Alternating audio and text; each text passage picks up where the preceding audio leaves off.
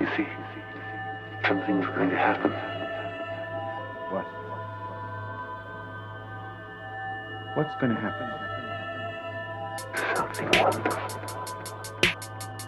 What? I understand how you feel. You see, it's all very clear to me now. Welcome to the Occult Rejects. In this episode, I got a couple of us joining us today. I got JJ Vance, not the vice president. What is going on, sir? How are you? Nick Reading, sir. Appreciate the invite as always. Fellow Occult Rejects, looking forward to the conversation. Always heard we're talking some weird cult business. I said, now you're talking my language. So JJ Vance, host of Operation GCD, and more notably, not the vice president. But yeah, looking forward to the conversation. Awesome. Cults are definitely my thing here. My thing I'll enjoy talking about, especially the ancient alien cargo cult variety. I was going to say, let's hope some aliens pop up in the show. Thank you very much for joining us, JJ. And we got Jules from Grey Pill joining us today. What is going on, sir? How are you? What is up, man? What's going on, guys? Getting used to being here. Good. A lot more often. So thank you again, Nick, for having me. Of course. Guys, I'm Jules. I'm the host of the Grey Pill Podcast. Elohim etymologist, sound scientist. I have a Patreon. You can find me there. Patreon.com/greypillepodcast. We do a lot of cool stuff over there. So happy to be here. Awesome. On a Sunday morning. Hell yeah, hell yeah. And just real quick, for my listeners that are into Twin Peaks, because I've talked about it plenty of times, go check out Jules. He's picked up the torch and he's running with the Twin Peaks now. So please go check out his stuff if you're into Peaks. I know I got a lot of listeners. We're going deep. Yeah, so go, please check out his show. He covers it. And we got Headless Giant with us. What is going on, sir? How's it going? So I'm the Headless Giant. You can find me on YouTube. If you look up our show on Thursday nights, it's where I read your spooky/creepy emails. We had to cancel the trilogues this Sunday because Ethan's father's in the hospital. So if you guys can keep Ethan in your thoughts, that would be great. Definitely. So, yeah. Thank you very much for joining me, Headless. And I actually had somebody hit me up today telling me that they've had experiences with the Gateway tapes. So I'm trying to get them. I'm trying to get them on the show. They're a little, but trying. And we got Julia and Colby today together. Woo! Always look forward to having them both on. Obviously, I mean, they're Occult Rejects anyway, but since they are presenting the topic, introduce them like that. So please let everybody know where they can find both of your amazing work, if they don't already know. You go first. Conspiracy Playtime, anywhere, everywhere, sometimes YouTube. Other show, Disinfobation, on hiatus right now, but after the last few months, I think we need to bring it back. And your weekly shit-talking show. I turn the floor over to you, my dear. Cosmic Peach Podcast. If you haven't found me yet, you never will. But I'm excited to be here. Occult Rejects, part-time. Really excited to dive into some weird cults today. Oh yeah. So what do you got going for us? Well, you want to go first, or you want me to go first? We did we did a series called Into the Cultiverse together. It was 4 parts. I've heard of that, yes. And we covered the most obscure cults that we could find. Colby actually found some really interesting ones, which is why I'm so excited that he's joining me today. But they range anywhere from like Christian cults to esoteric cults to I don't even know how you would describe Chris Gorba's cult, but satanic, I guess. It's kind of like new wave. I don't know. It's the last 2 we'll talk about are more modern cults, which, like, when you throw the internet into this picture, it just got a little crazier, and so we did a couple modern ones. But yeah, we started with the old ones, and I'm sure you're gonna have heard of some of them, but some of them I doubt. So anyway, I don't know. You want us to just kind of like run through and give like a synopsis of each one? Because I think you're not doing one of them, so that there's like 7 of them. Mm-hmm. Yeah, just real quick, like, are these? Did you come across these like in a book or something, or just randomly? You know what I'm saying? This isn't like, is it from Program to Kill or anything like that? Or I think we kind of intentionally veered away from the stuff that we usually cover, but the first one I talk about is gonna kind of pop up throughout your history of all the stuff we all talk about. Gotcha, It's Synanon, and so I imagine you've all heard of that one. Yeah, that's probably out of all 7 of them, that might be the one that's like most mainstream. Yo, that shit is fucking crazy. And it's left a hell of an impact too on like modern. It's the troubled teen industry. Paris Hilton talked about it. A lot of these people that go through these, I don't know, it's kind of like a Kanye-esque reprogramming, but on a smaller scale, it seems like, for these kids that just, they're out of control. They got these rich elite parents and they go out there. Sometimes they die in the woods. That all came from like Synanon. So that's, I don't know if you want to go first or if you want me to. I can real go quick, first. Real quick. I had an apple over by me when I grew up as a kid. And before that, it was something that was, I think, associated with Synanon. And like, I knew people that ended up like even going there. So when I heard the stories of Apple and what those places were like, and then I found out what Synanon was and watched the videos, I'm like, this is the same thing they told me that's going on. So, I mean, that style, honestly, in therapeutic communities hasn't changed, actually. Right. And even in regular rehabs, I'll be honest, because of fucking up in the past, I've been in rehabs before. The way that they do their groups and have other members run it, it is still based off of that idea. Well, since we're talking about it, maybe you should go I do find it interesting how it's still out there in some ways. Yeah. I find it interesting too, but since we're on the topic, you should just go ahead and sum it up. All right. Well, Synanon, it was like the 50s that this one started, and the founder, he was a guy named Chuck Diedrich, and he came from like the east side of the country, but he kind of had a rough and tumble childhood, ended up kind of just being a low life adult, and he became a really bad drinker, and he entered into AA. I don't remember what city he was living in. It was in California. It was in California. I want to say it was like more northern than where the cult ended up, but I have it right here. Well, I had pulled up these guys. Now Synanon. Yeah, now it's taking me to the damn webs. Well, if you get any info, just cut on in there. But he, I guess some friends of his were pretty concerned. Santa Monica. So there you go. Yes. So they guided him into, the meetings, and he got up there and spoke, and it was like an immediate high for him. He went on for hours, and people were really digging what he was saying. And so much so to the point where he started having little like offshoot meetings at his own place.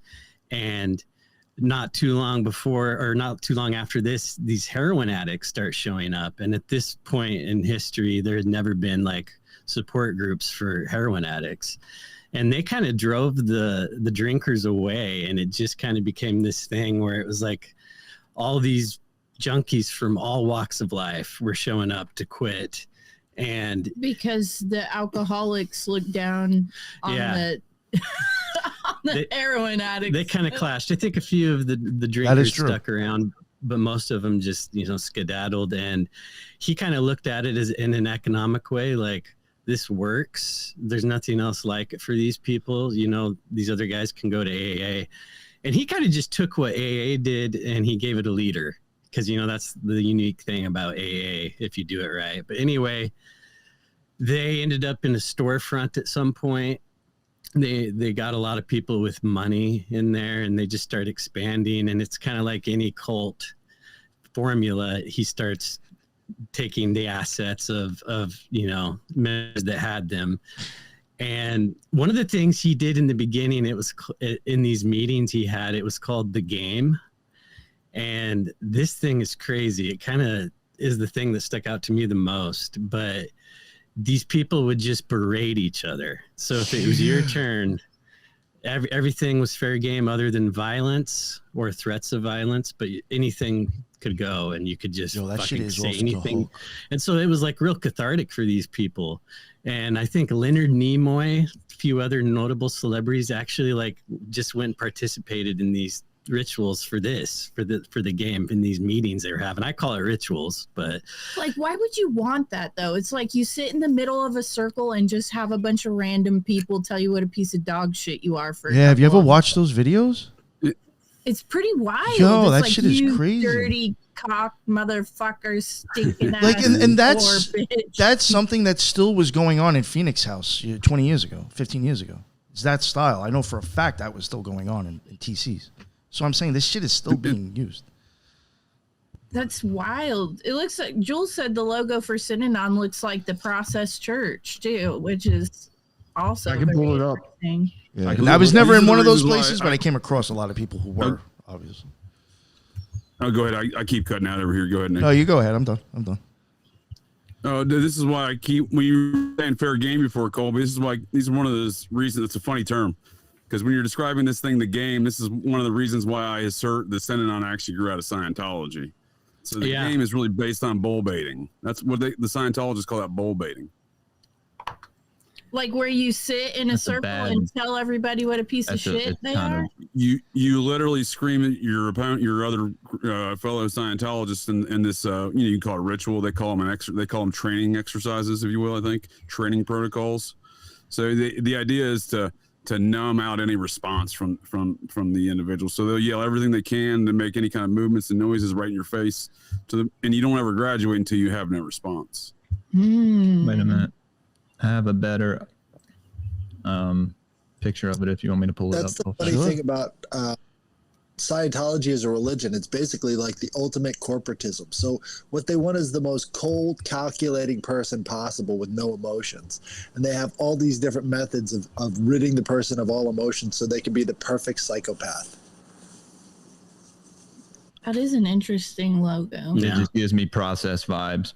Mm-hmm. Right. I was going to say, right? Yeah, definitely. I mean, there's something. Maybe it's an If you start spinning that real fast, it's going to start looking like a swastika real quick too. The Synagrad or the Sonigrad, the spinning like a black dreidel. sun. That's what I'm saying, dude. Yeah. When you Start stick looking two like lines the now, black you start sun. spinning that, it's going to look like the swastika. Yeah, It's real no squazied shit. out real fast. It's like Yeah, there's that is some weird. kind of symmetry. Maybe there's some kind of occult science behind it. I don't know. I think that's part of it, sure. Yeah. That's why we see things like with all these groups with all their angles, right? The order of the Yes. angles, you look at all the Yeah, I think that's Lucifer something. angles and stuff. The weird thing about Synanon is it takes such a weird turn because like it starts off with the game, right? And you're like berating each other to get the person clean. But then it turns into like what? No kids. Yeah, I mean, we'll just do the cliff notes, but something interesting that I wanted to point out, which you could do a shitload of research on this, and then this hardly ever comes up, but I'm glad I saw it. It reminds me of Bill Wilson with AA. So, there was a lot in this area of California. Of course, there was a lot of experimental studies going on with LSD, and he got into one of them. Chuck did, and he had an LSD trip, probably one of the more nicer ones you could have in these MK Ultra studies, but I don't even remember the guy. I think it was Sidney Cohen. It was somebody very notable that was hooking this up. So you look at and see that these things like he's mentioning, JJ's mentioning Scientology similarities, and then you have this guy participating in one of these MK Ultra studies, and he wanted to incorporate what he learned into the game and other aspects of the stuff they were doing, but he didn't want the people to do drugs. He didn't want them to kind of have that thing that he had. And so they came up with this thing called the trip, which is like the game on steroids, and he would sleep deprive them for like 3 days at least. And then they would have these breakthrough spiritual experiences, and that kind of started drawing in people more. And they also, at one point, I want to say like 10 years into it, it's not even heroin addicts anymore. It's just they started these intentional communities. And with the kids, it was more like work camps, especially the ones that were I saw that acting a lot. out of line. He had one guy, and his name's I'm spacing it, but he was from Southern California, and he ended up going there, and he was a black collegiate football player who had an injury or something. He was going to go to the NFL, but he ends up there because his wife was on pills or some shit. And Chuck Diedrich's wife's black. He married an ex-heroin addict from New York. I don't remember her name, but this football player sees this and he's like, this is like, they accept everybody. And so he went in there and he becomes like the drill sergeant for the kids. And the stories vary, but there was a lot of physical abuse.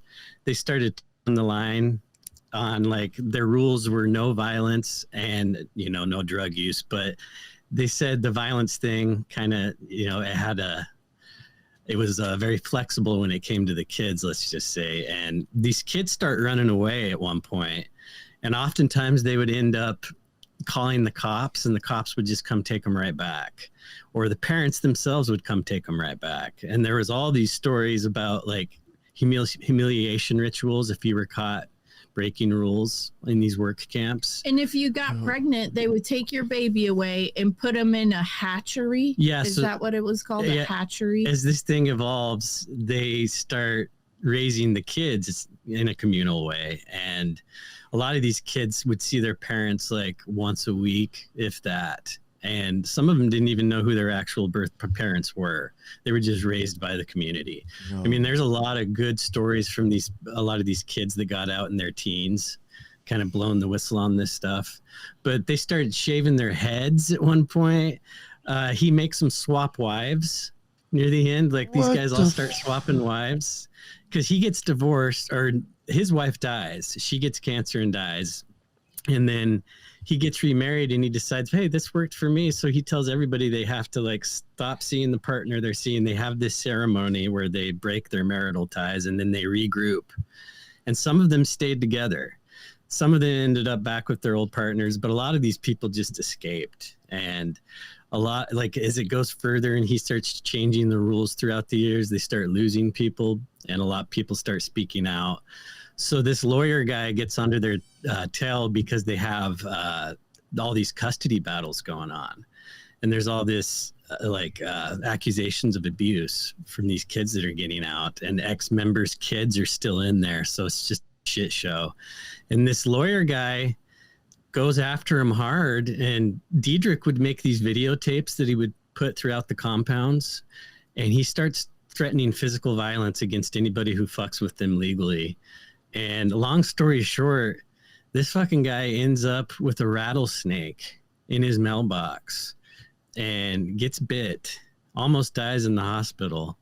And they traced it back to these kids in the work camps. They kind of became militant when they were in their adulthood, and they would train in Northern California, and they were really good with rattlesnakes. They would catch them and eat them.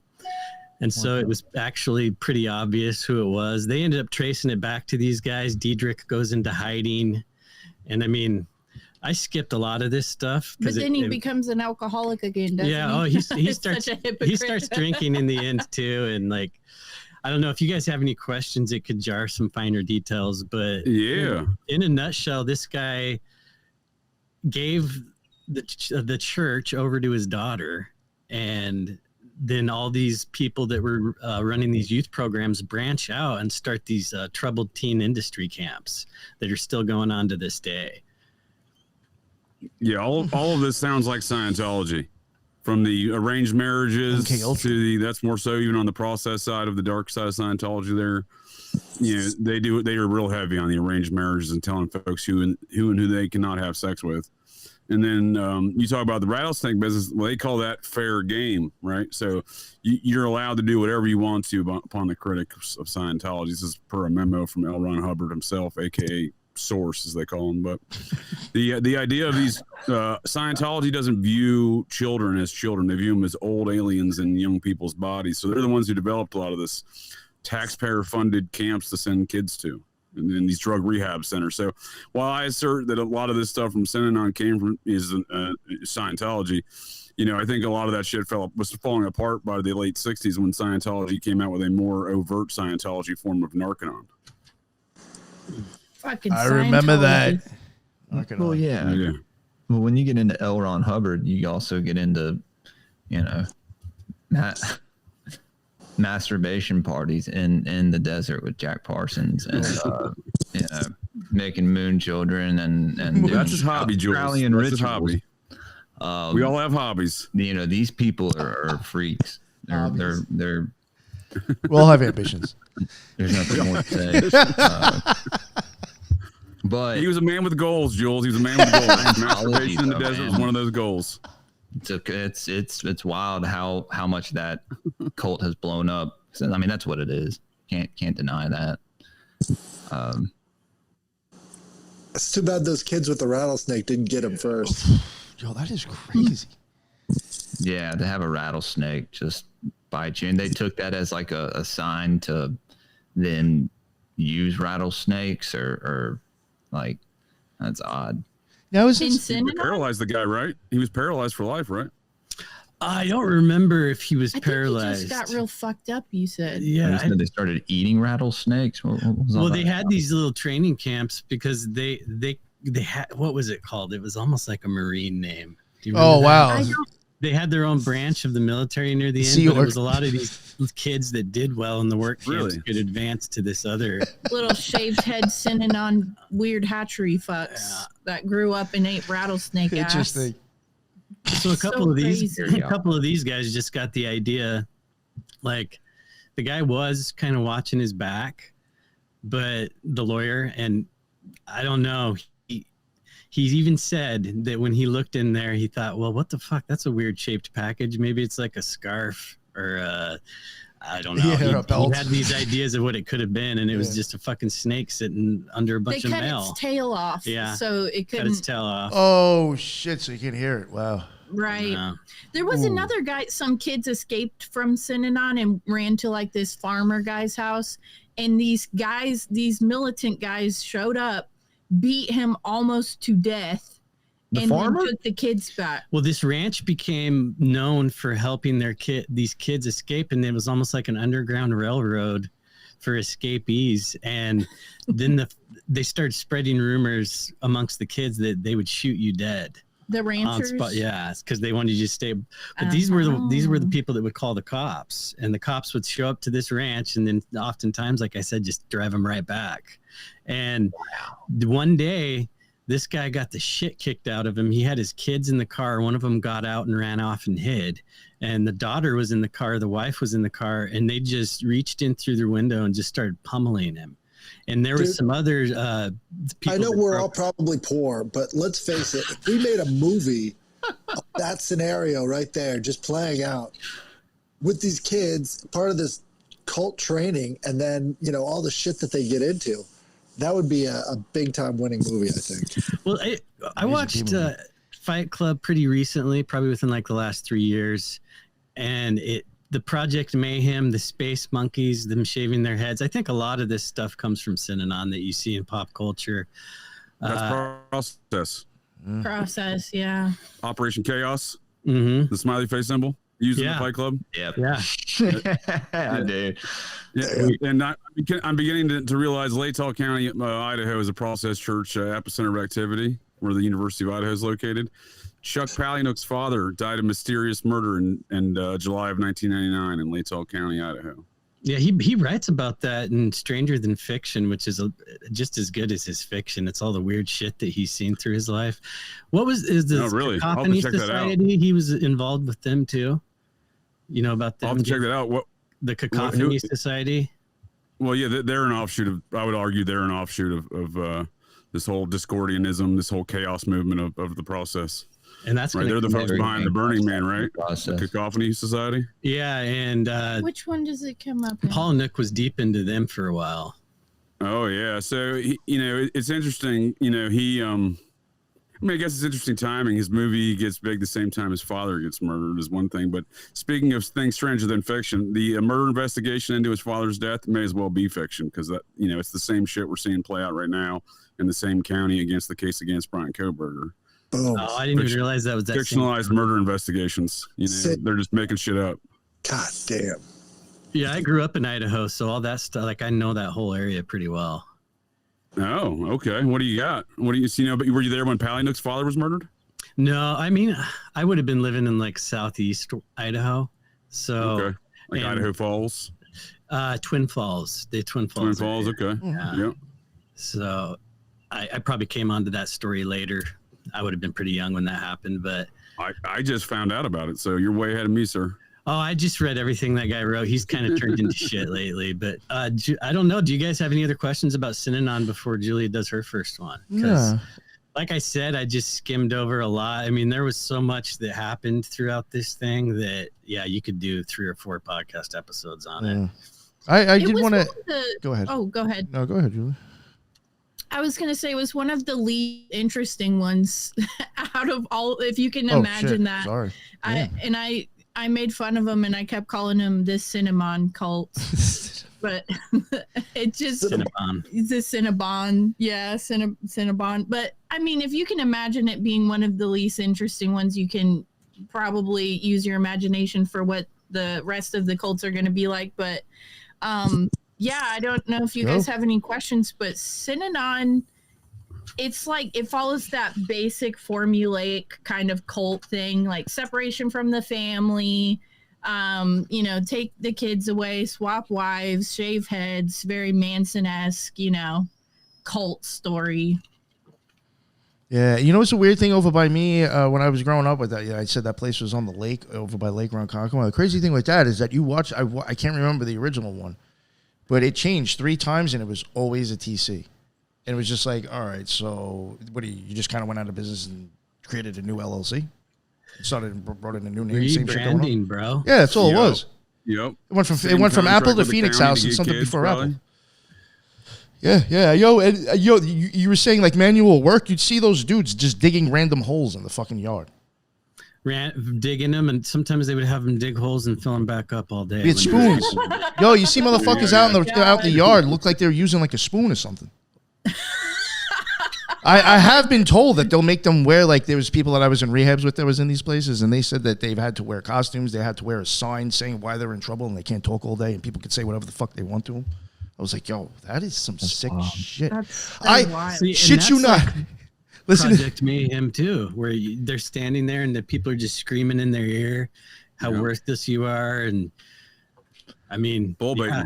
You got to bull bait the new recruits. That's TP1, I believe. Again, training protocol 1. You got to graduate that first, just like you do in Project Mayhem there. Yeah. Yo, one time, then we'll move on to the next one. And because this is how I've already heard stories about all these therapeutic communities and stuff from like other people. I got popped in, I think it was like Jamaica or Queens or something with dope on me. I was young, and I ended up going to court because there you pretty much have to see the judge like right away within 24 hours in the city. You don't really get bail and go home.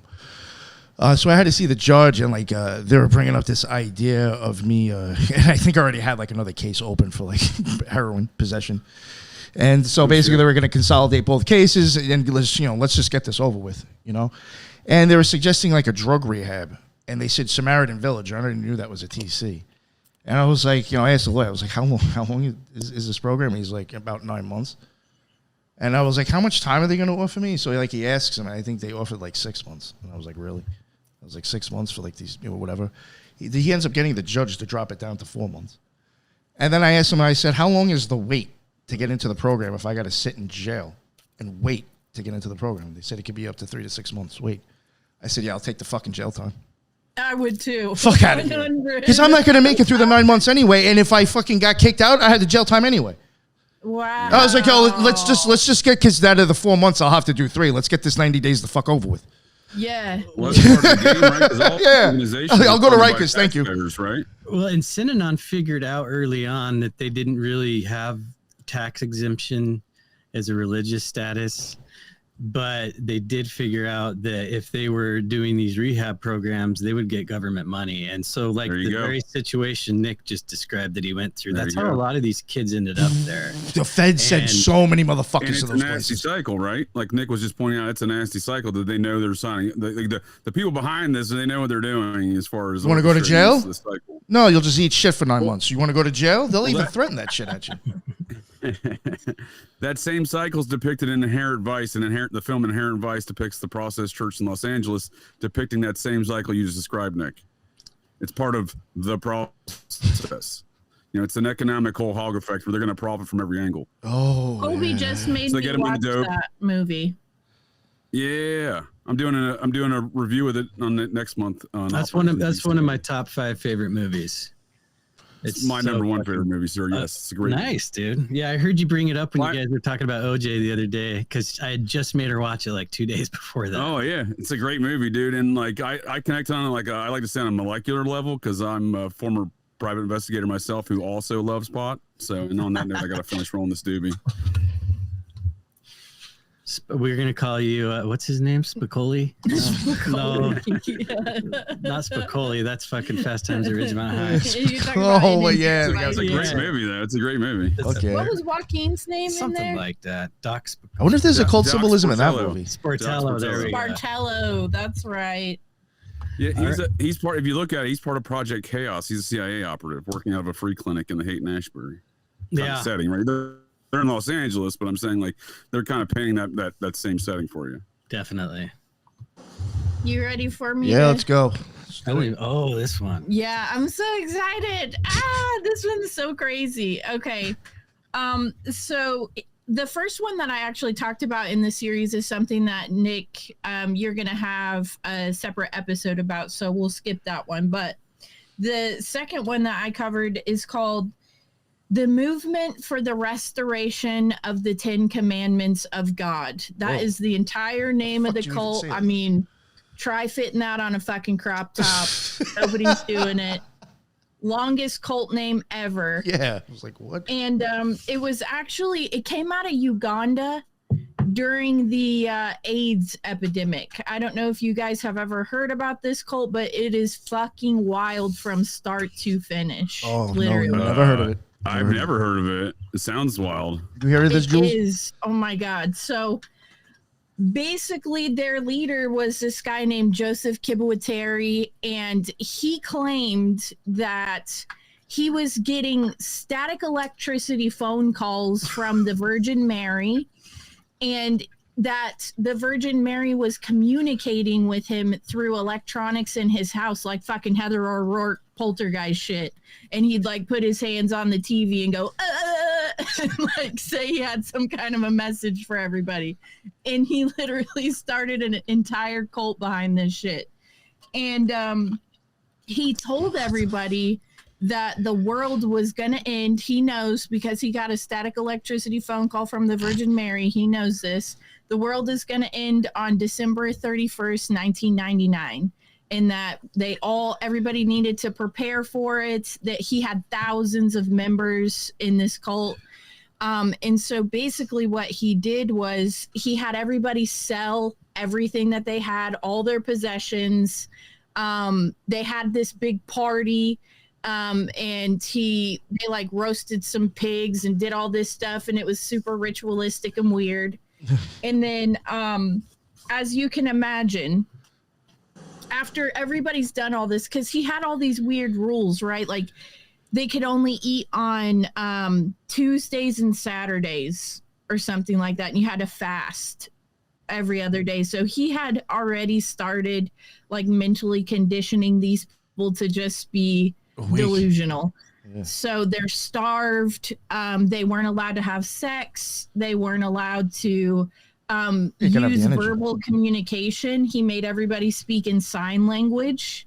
So you can imagine by the time it gets to like New Year's Eve, he's got all these people completely conditioned. They're starved. They haven't had sex in years.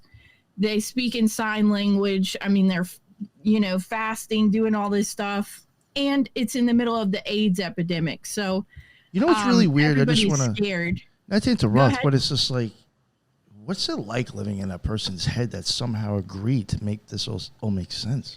That's what I said to Colby. Like, how does this happen? If you were to tell me, like, because I would consider myself to be a Christian.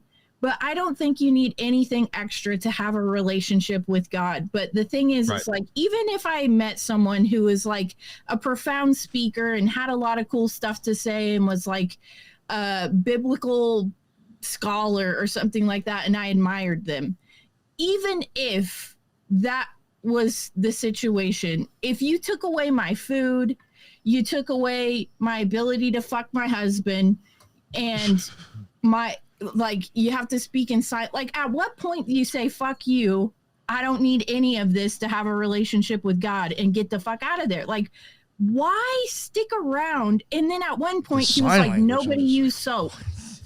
He took away the soap. Oh, So Yeah, but if it's everyone like, smells like shit, they're Yeah, not no, going to no. realize it, right? It becomes a community thing, right? When you ask why folks don't leave, I think it becomes community, right?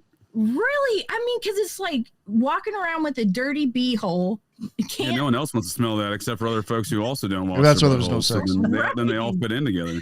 I told Colby, I was like, you take away my food, first off, fuck you. You take away my language, definitely. yeah, fuck that you. is You take away crazy.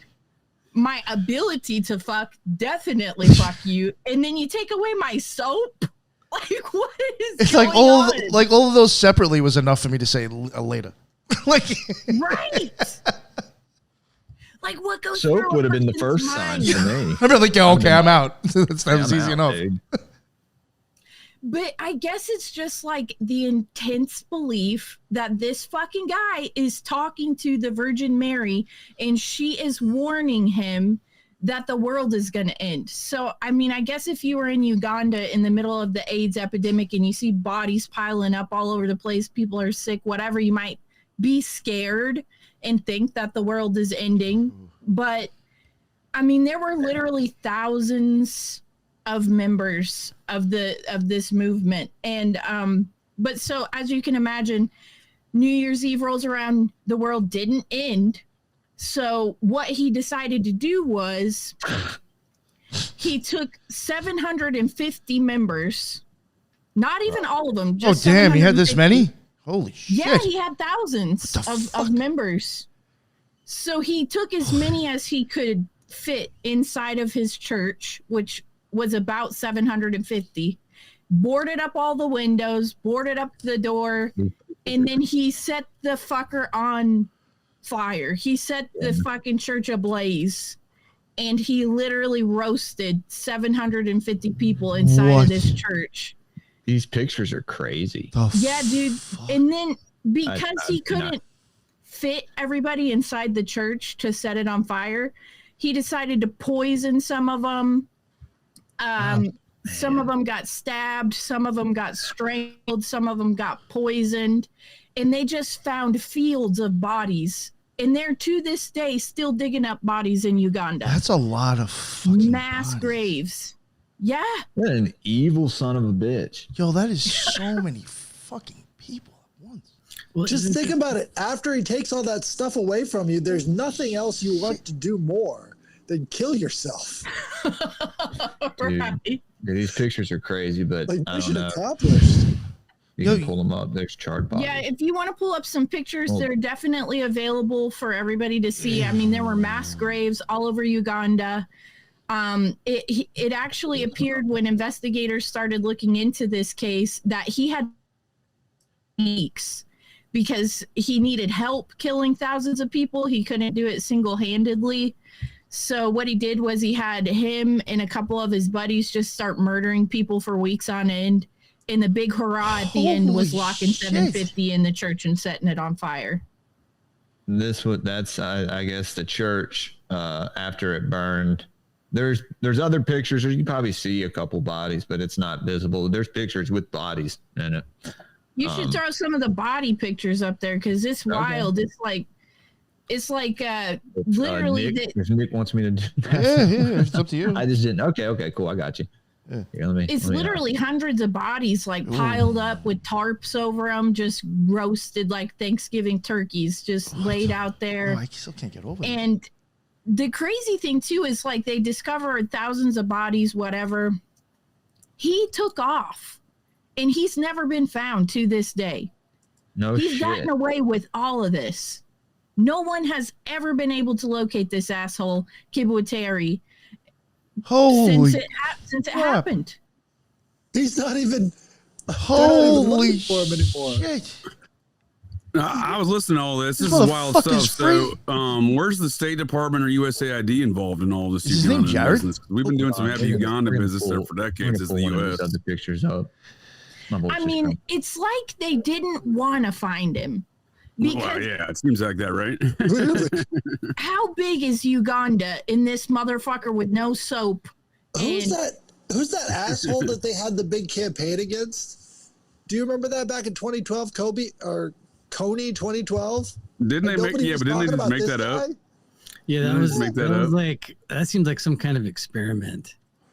Like That's a- what I'm saying. I wonder right? if this was like a Right, CIA right. asset. But I do remember that operation. that people were passing around like burnt DVDs of that guy on college Right. campuses Right. and shit. He was from Pull Uganda. up another picture, Nick.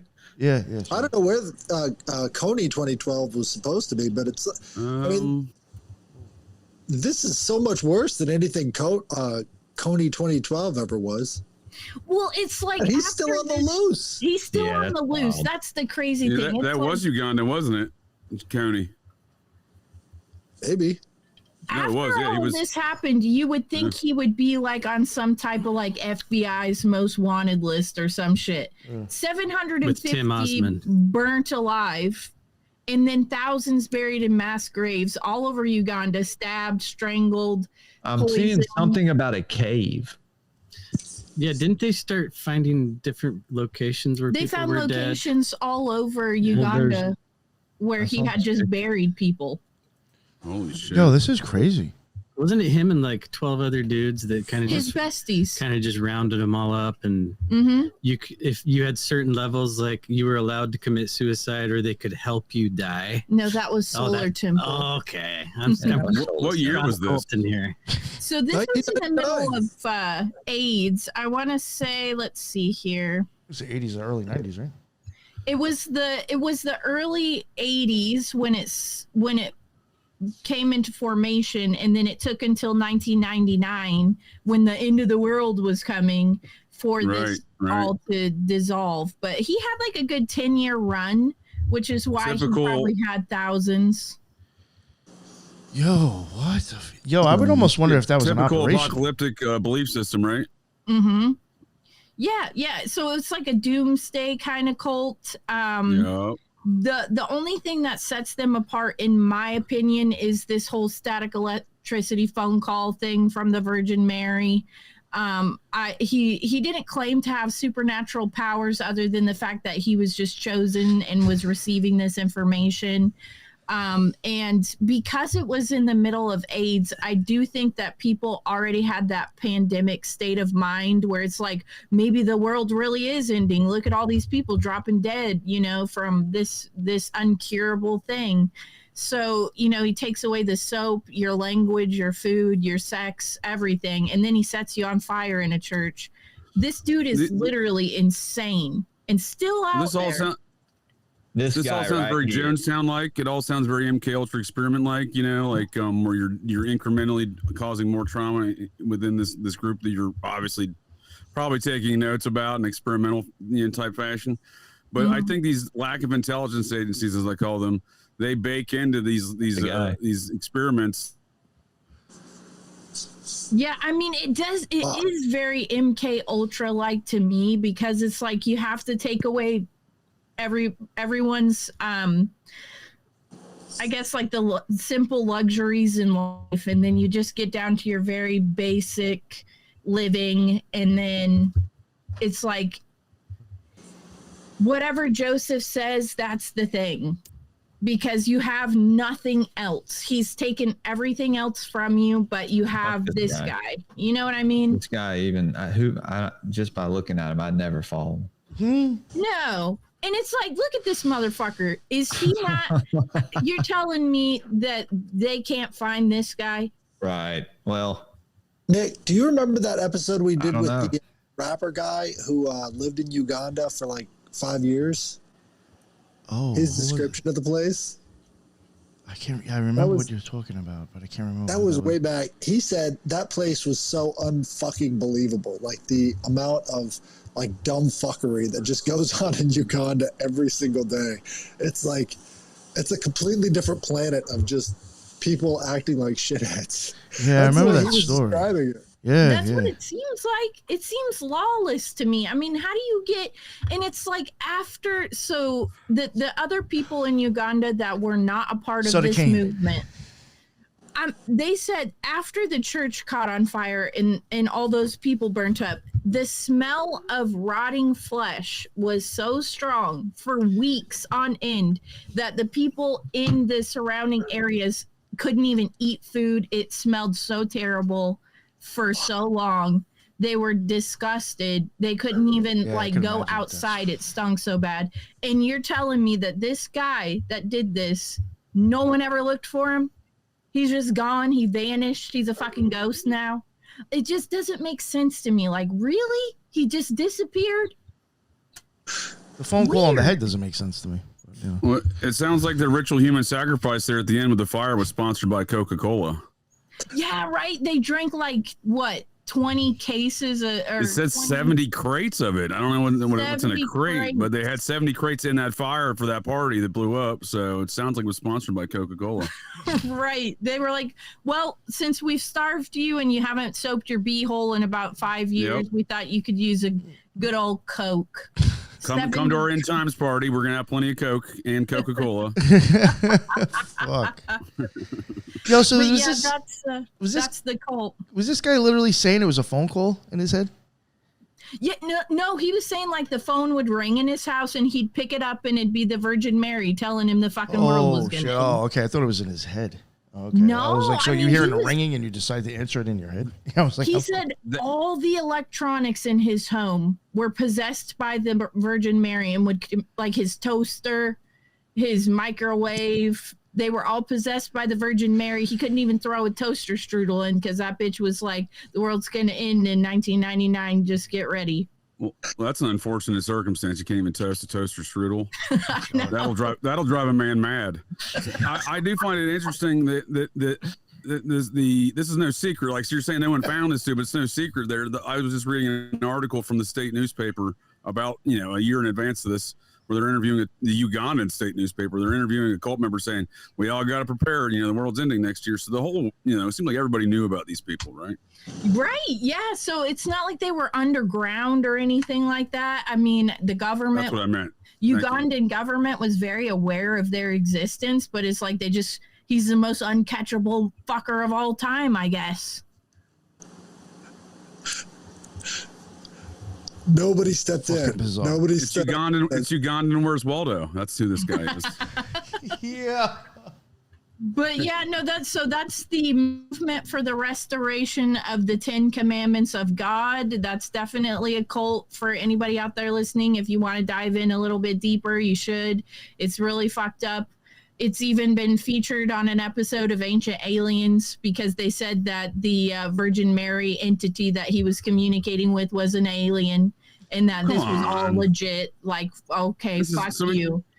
We got an ancient alien, apocalyptic cult going on then, huh? It's all the same shit, doing weird sex stuff. They're not always having sex. They just have weird sexual fetishes. So there's always a control on flopping your dicks off, Heaven's Gate style, right? Yeah, no shit. But I think Colby, unless you guys have any questions, Colby's ready with his next cult. You guys don't have anything else to say about this shit? I mean, it's dude, burning down the house. Burning down the house. Which one are you doing next? Oh, this one's weird. It's called the Church of Happy Science. Anybody heard of it? Sounds nice. No. Sounds happy. No.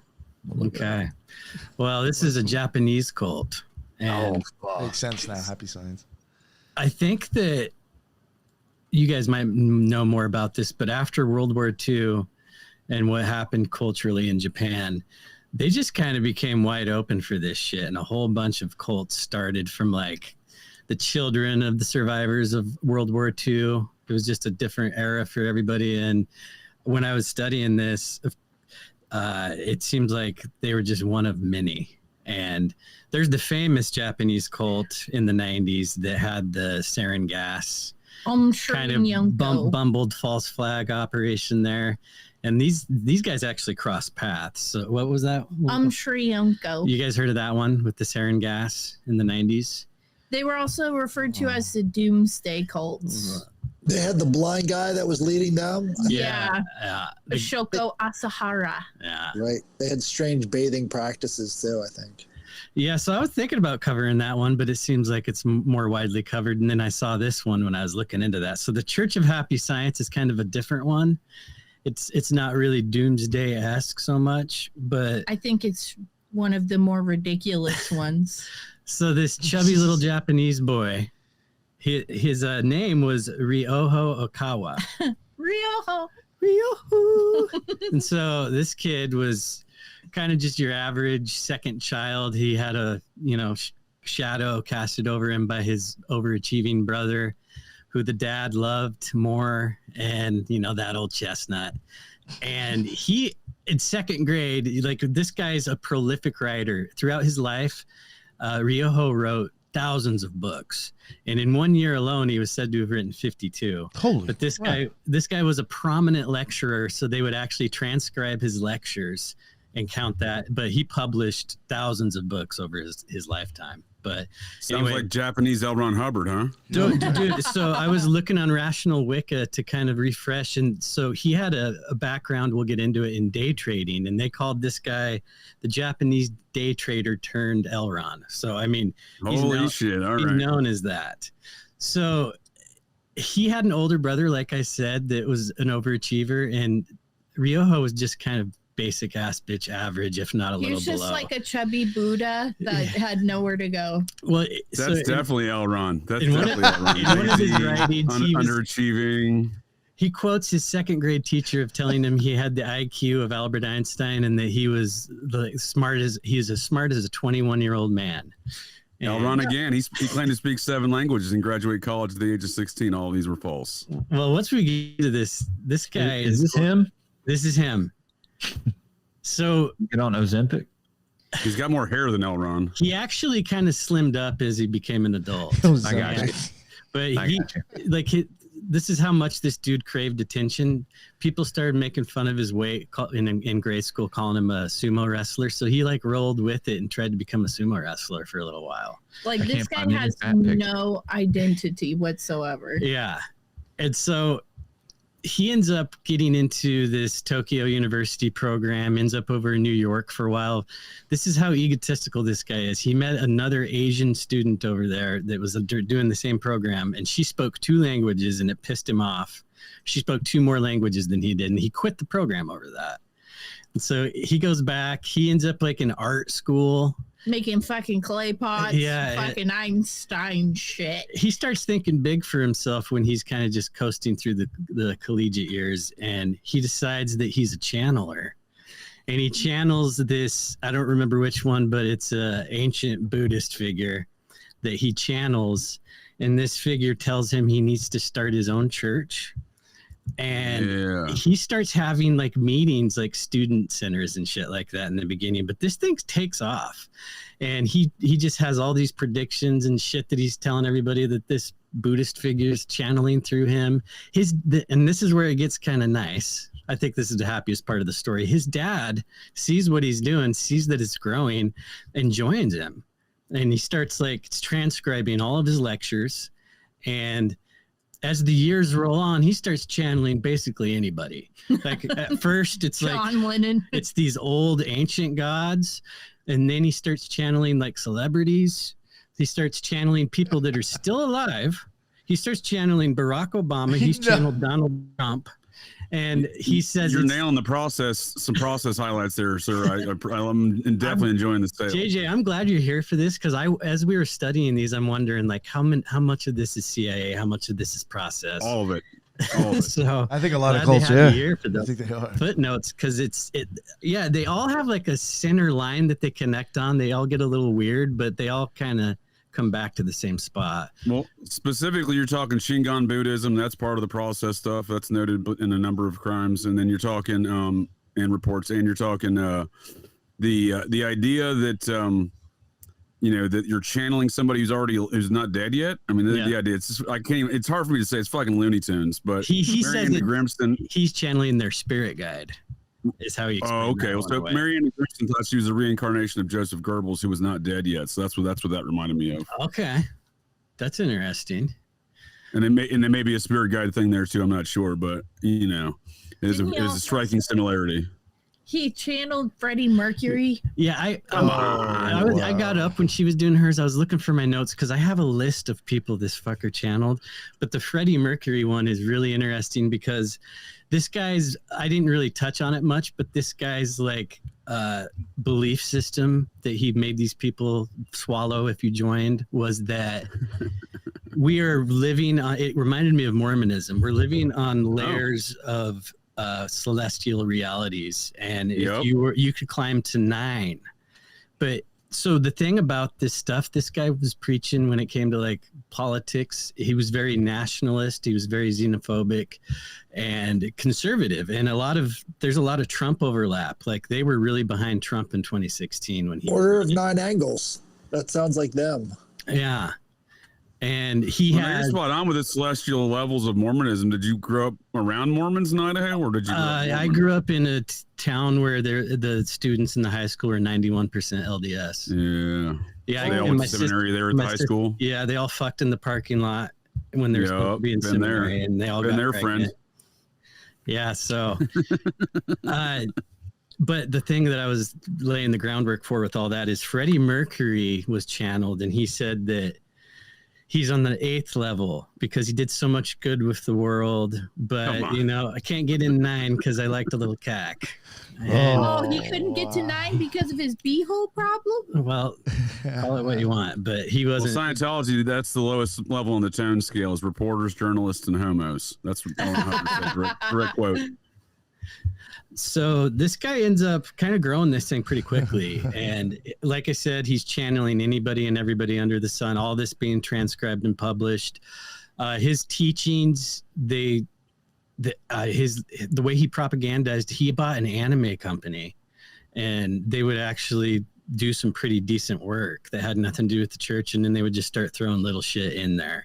And so they were going after that like younger crowd. And we talking a lot of octopus cartoons, that kind of thing, I don't know if it got on like that Dragon level. Ball Z, but like channeling Freddie Mercury's beehole. Well, that's what I figured it was sex related, and I know Japan's got those weird laws where they do like weird anime sex stuff. Yeah, nope. Yeah, there you go, the tentacle porn. And depositor porn. Everybody grows their pubes out so it blocks the genitalia. Right. Yeah, you can buy in a vending machine right next to the little girl's underwear in a Japanese subway. You know what I mean? That was interesting. Well, so he ends up marrying weird environment that he claimed was so he claimed to be the reincarnation of Buddha at one point, and then when you break it all down, he's Buddha, he's God, he's fucking Jesus, he's everybody. Yeah, and he's also from Venus. Oh. And so he got into some like old sci-fi stuff with like where the race came from, and I mean it's all pretty interesting. We'll just skim over it here, but and he hates Chinese people. Oh, he said that we should nuke China.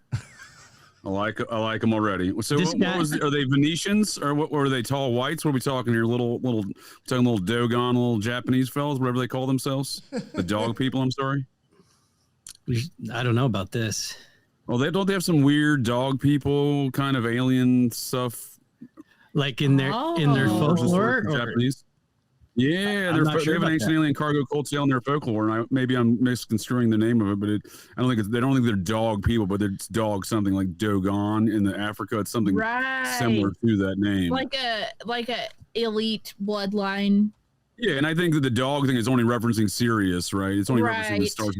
Which the Mormons venerate, which the Rosicrucians, you name the ancient alien cargo cultists, they love Sirius. Fucking, I'm muted. The Dogon tribe, dude. Yeah, I'm looking at that shit right now. It's fucking bugged out. The Sirius reference, right, to Dogon, but they have a similar. It's not Dogon, but it's something similar in reference to in the Japanese folklore. But I think it's all the same reference to Sirius. Mm-hmm. Yeah. So were these Venetians? What were they?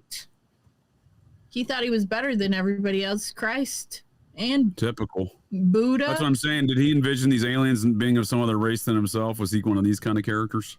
He called it the Being, didn't he? No, that was Chris Cordo. Oh, didn't get into that one. Sorry, next. I'm on a different cult. Dude, these all got so jumbled. I'm actually. Oh, no worries. It's kind of fun to like break them apart because it was like we crammed for a study. Once a week, we each did a cult and then moved on to the next one. But Well, it's I'm always sort interested through to 'em. know the background of these folks and what their belief system is, right? Because like Dwight York, remember Nick, that Oh, guy God. from the Wesley Snipes Ancient Alien Cargo Cult. They're the New Wabian Nation. You know, he mashed together where he was from Mars. Like he had lineage from Mars. You're saying Venus. His came from Mars, I think. But you know, he came to Earth and married the Moorish people or something like that. And he had some wild tales, but his aliens looks a lot like him. Sometimes that isn't the case. Crazy. Yeah, I didn't get too much into the mythology of this guy because there's just so much of it, but it does sound a lot like what you're talking there. I mean, it's funny too how much they just kind of shuffle the story around a little bit. Oh, it's Venus now. Is Mars over here? Yeah. Planet X. That was last season. Last call we had. You know, you got to change up the game lineup a little bit. You know, bring in some new characters, right? Bring in the cousin from the country to come star in the city sitcom. You know. They gotta switch up the game a little bit. It's always the same formula, like you're saying. These cults always have the same formula. I think that's what speaks to the spooky operations to me, right? Because why would they all be the same kind of organizational playbook, right? Well, it reminds me of religion, like basic stories with details that are very disparate, but at the same time, it's the same fucking story. It's just we have cultural influences on these stories, and I think that's what they do with these cults. And it's so funny that most of the notable ones come out of Northern California, which was the petri dish of culture. 100 in the they come out of 50s, California. 60s. And I mean, all of it Holy stems from there, shit. and then it branches out across the world because you didn't see this shit in the 30s and 40s, really. I'm sure it was going on more like the occult kind of stuff. But it's almost like those people set up all these systems to kind of just like make little...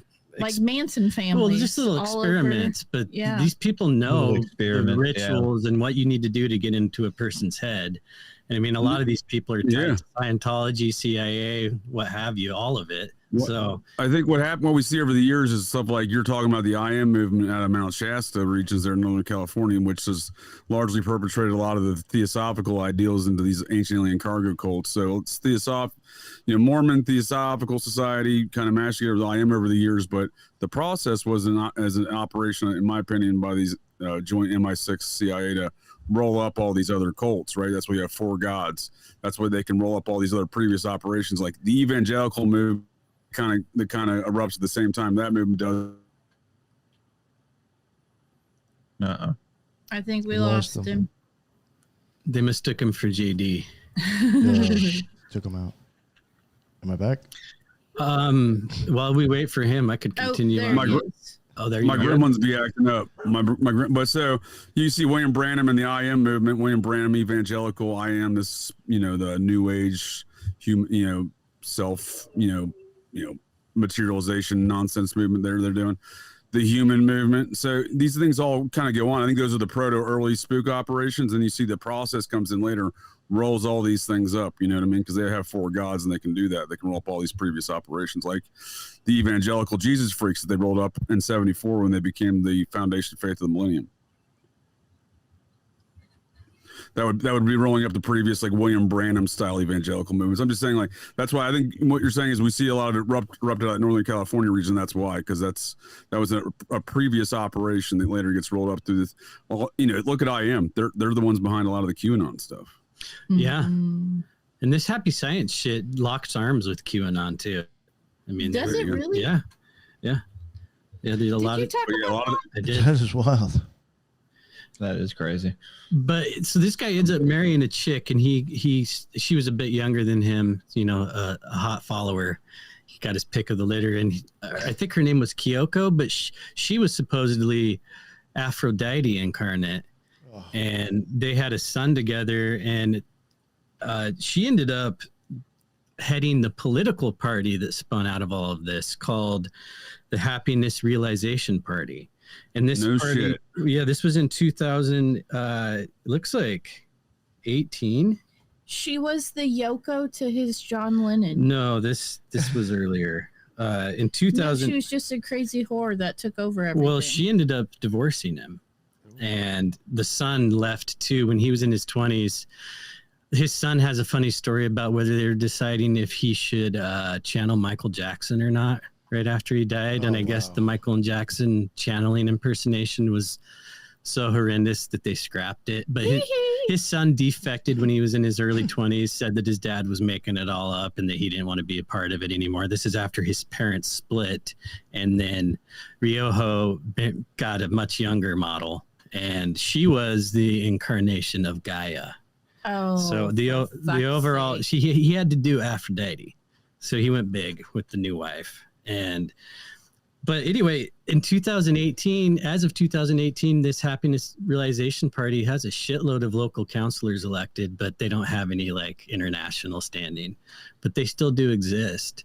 And this guy kind of died and just, fizzled out in 2023. But another notable thing that they did was during COVID. And this is when I knew I had heard of them. So they were offering spiritual vaccines because they said viruses didn't exist, and they would offer, it was a rolling scale. You were paying anywhere from $100 to $400, and you would just pay them, and they would say a prayer for you. That was your spiritual jabby. Wow. Fucking A. I was gonna say he died at age 66 too. Yes, he did. Good. That's you see that a lot. Holy shit. Did the spiritual vaccine have any powder attached to it? Are you sure that wasn't a deal? It probably did. And you got your powdered spike spiritual proteins. Yo, that's wild. And it was actually a suppository. You had to put it in your beehole. Are you shitting me? $400. Beehole spirit. Typical. That was satire. Yeah, I mean, that's butthole portals, right? I was like, what are they, like blowing through a tube up there or some shit? No, they read too much Crowley, I think. Yeah. Play the fucking trumpet. Crowley, baby. I don't know why I'm wearing my Led Zeppelin shirt on Occult Rejects. I was going to wear my Fuck YouTube shirt, but you didn't go live today, so.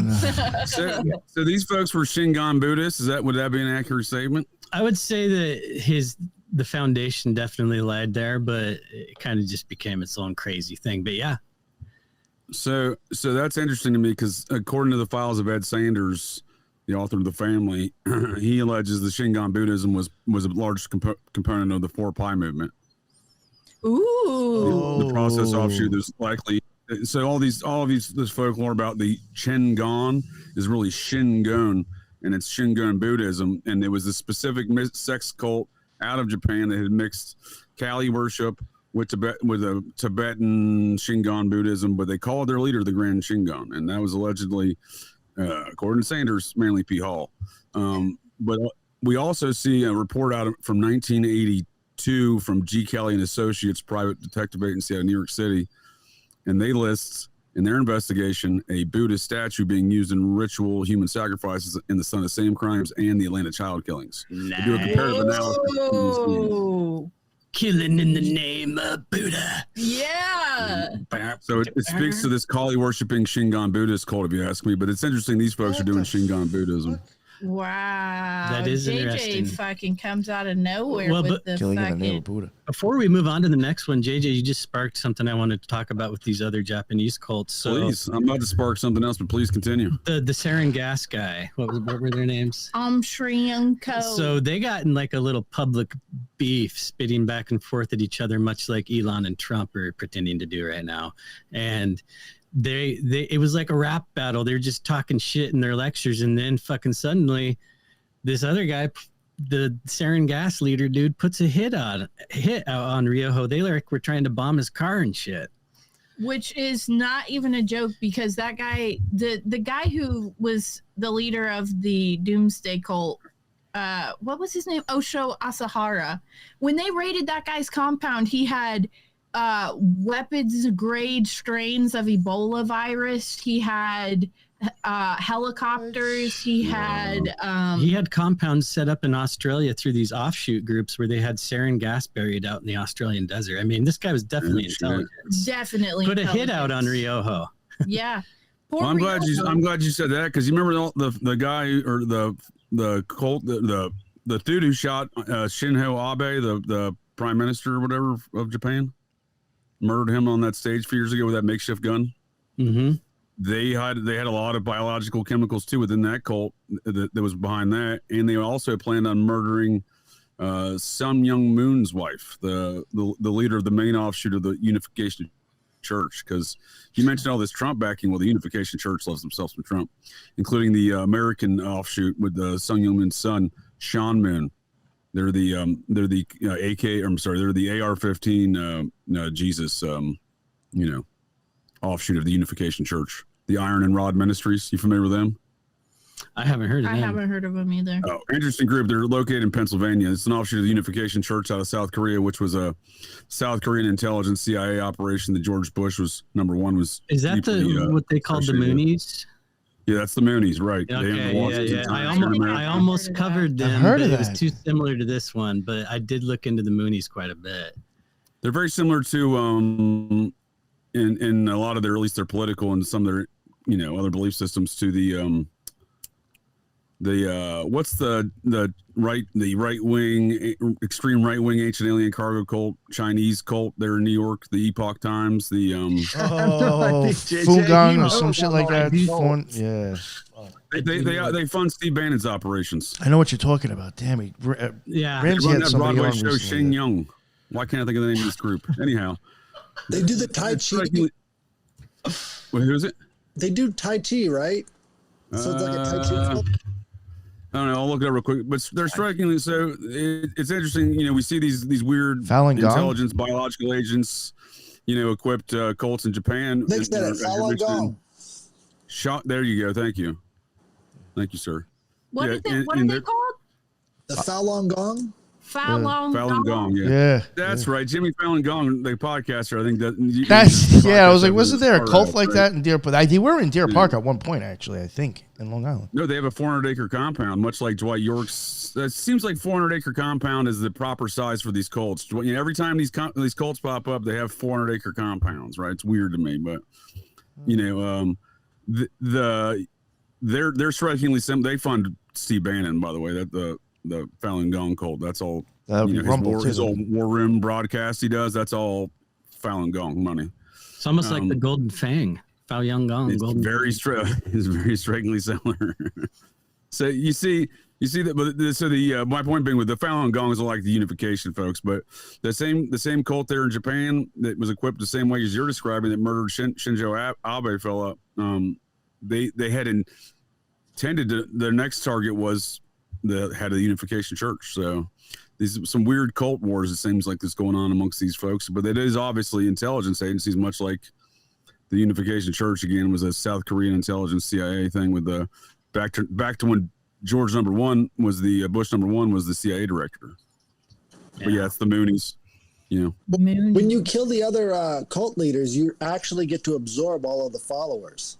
Only if you chop off their head, Highlander style, headless. There can be only one Japan cult. That's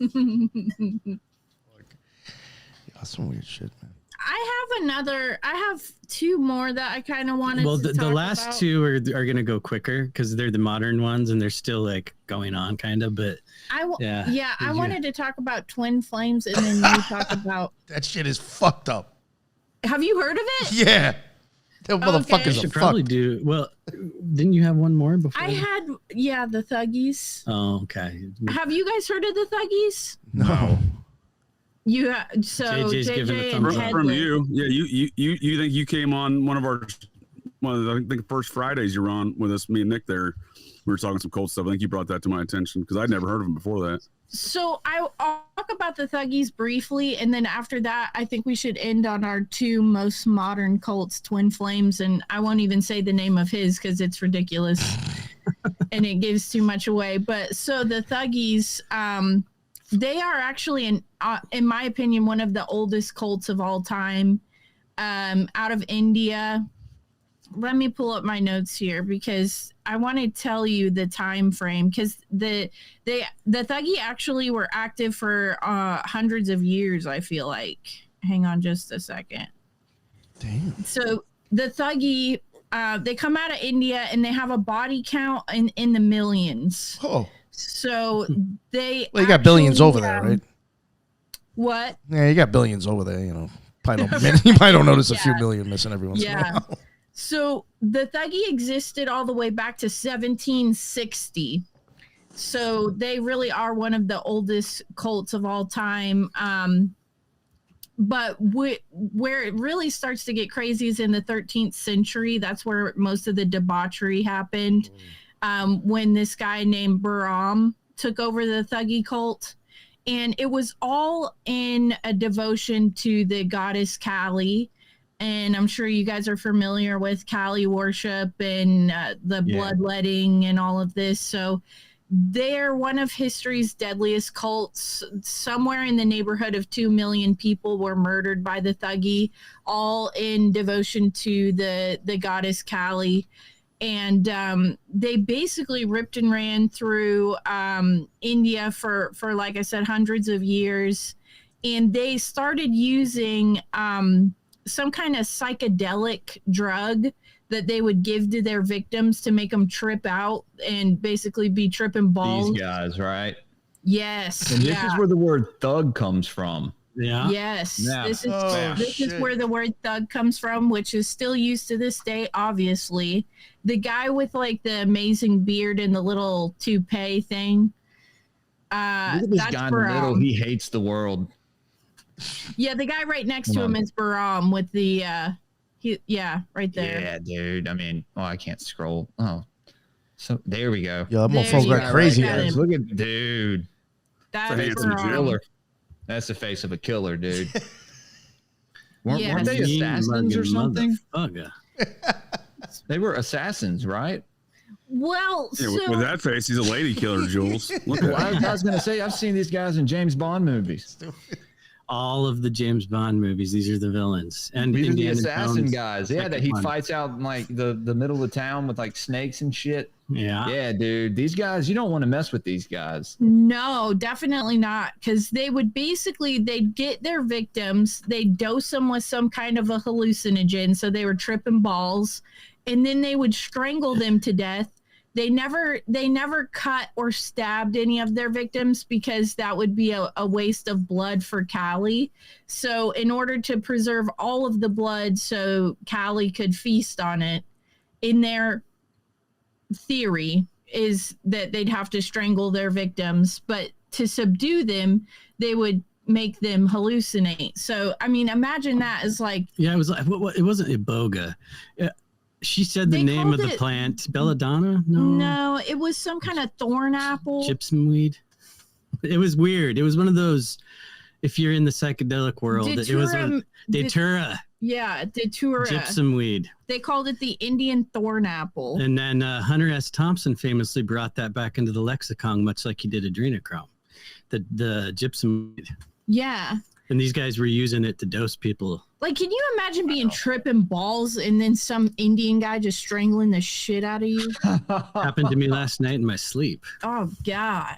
I mean, That that's gotta sounds be like like... sleep paralysis episode. It is what it is, actually. So basically... That happens to me every time I eat chicken curry. You get Indian thorn apple of the beehole when you eat curry. Oh god. It's more of a metaphysical stomach strangling, but it's very similar. Yeah, no shit. Well, actually shit, because Yeah, actual. actual shit. So the Thuggees went on for many years, but Bahram was eventually captured and he was killed for his crimes. But this is the part that gets me about this cult. So many people speculated that this cult originated as assassins under the employ of one of the most ancient Indian families of all time, which is the Brahmin family. And I was waiting to see Headless's face because he's big into camel toe. So it shouldn't surprise anyone that Kamala Harris is part of this ancient Brahmin family. Makes And- sense. You mean that white lady that ran for president? Right. So if the Thuggees were just assassins under the employ of the Brahmin family, it makes sense because when you look at today, there are presidential candidates and many, like the Weld family is connected to the Boston Brahmins. and they are still an active elite family that is up to some weird shit. So members of the Brahmin family that I might recognize would be like President Calvin Coolidge, Franklin D. Roosevelt, Ralph Waldo Emerson, Henry Cabot Lodge, Samuel Adams, John Adams, founding fathers. Did you say Franklin D. Roosevelt? Yeah, they go back to the Brahmin caste. You mean Lee Harvey Oswald's third cousin? Oh shit, is that right? Yeah, Oswald's a member of the society, hereditary member. What was the lady there in South Carolina? Nikki Haley. She's Indian Brahmin. Yeah. Mm-hmm. Also, John Kerry is from the Brahmin caste, and John F. Kennedy was not related to the Brahmin, but he was associated with the Brahmin through family connections and wealth. So, I mean, even to this day, I mean, thuggies existed all the way back to 1760, but if they were just assassins for the Brahmin family, and the Brahmin family is still active very much today, going all the way to Kamala Harris, Julia, it doesn't surprise me at all. What's up, Headless? have you ever heard the Bill Cooper show, Hour of the Time? He had a whole series. Mystery Babylon. Mystery Babylon, right? Yeah, man. It goes over the assassin cult, and they go all the way back to the Knights Templar and like Templar, even exactly. further. Yeah, dude. That stuff's crazy. And then there's an episode on there where he gets into like the Bush family and dates it all the way from like its origin. It's wild, dude. Well, see, that's the thing is I think there were a lot of these ancient cults that are in some way still existing in some form today. And so the thuggy, while that's where the word thug comes from, and that's still very much part of like our, pop culture thing is to call people thugs or whatever. The family itself is actually anciently old and still exists to this day, and they're in charge of like everything. And I feel like a lot of people are actually kind of unfamiliar with the thuggy cult themselves. I mean, they've murdered millions of people throughout time, and that's a huge ritualistic sacrifice, in my opinion. Absolutely. Especially in the name of like one deity, like that being Kali or whatever. The blood drinking Kali, which I feel like There's Indiana mean, Jones. Well, and that's one of the reasons they strangled. The Indiana Jones didn't want to spill the blood. Right. So the guy in Indiana Jones, the Kali Mon guy. Those aren't the same cult though, right? But I think they're somehow related. I think he was one of these guys. He was a that's the thuggies. Yep. Yeah. These Indiana Jones guys would be descendants of like the Hashish assassins though, right? That's right. Yes, it's the same thing. I'm pretty sure, dude.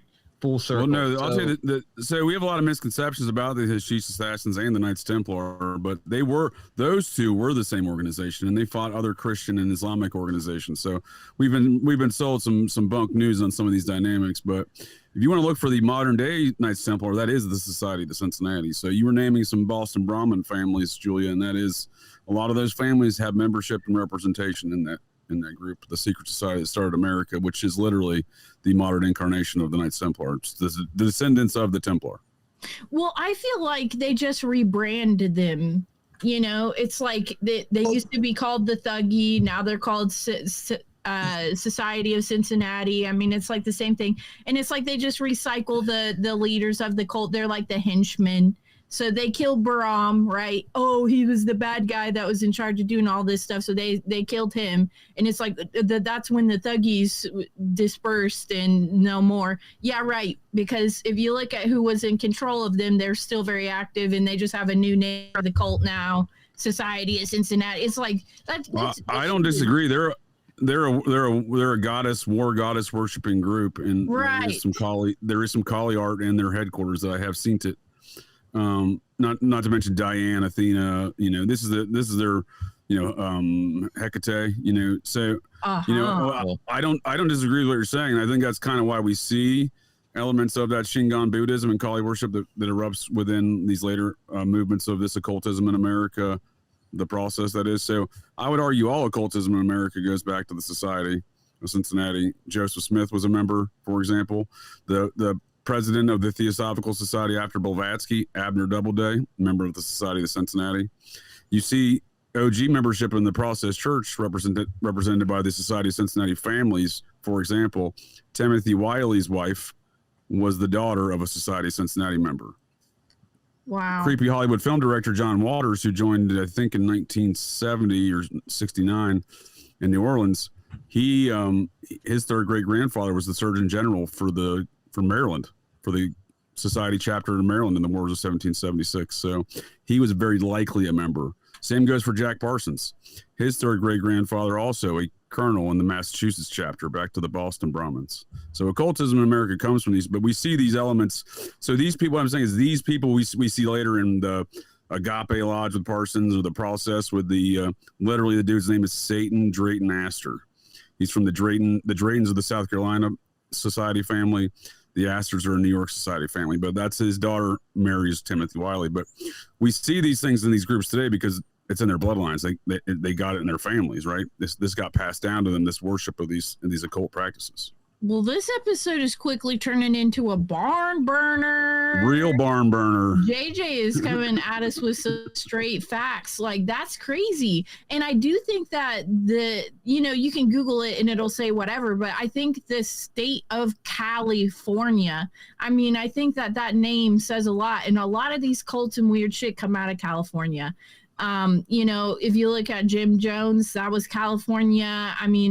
All the Laurel Canyon weirdness, it's all coming out of California. So, it's Bohemian interesting. Was that where Dahmer was too? No, Dahmer was in Milwaukee. Oh, no, that was in the middle. Oh, okay. But there is some weird stuff with the Zodiac murderer coming up out of California. And also Ted Bundy spent a lot of time in California before he returned to... That's where he got trained. Yeah, in my opinion. And then Jack Nicholson played his role for a while. Right. This is that private eye report. If y'all want to check this out, from comparing the Atlanta child murders to the Son of Sam killing. So this was G. Kelly and Associates out of Ulster County, just north of New York City, I believe, Kingston, New York, across the Hudson from Westchester County, March of '82. So this was a '82 report out of this. I don't even know who hired them, but this is PI agency, right? Out of New York, G. Kelly and Associates, security and law enforcement consultants. So they do a comparative analysis between crime scenes, and they don't have all the details listed here, but you'll see Atlanta child murders addendum. So they've done a previous report. I don't have a copy of that. You see introduction, Wayne Williams, ritual killings, possible relationship to Berkowitz, the dog man. This is a very interesting report, but I'll just highlight this one aspect of Shingon Buddhism. The dog man. 1 second. And I'll put a link here in the chat if you want to include this in the show notes, Nick. Yeah, for sure.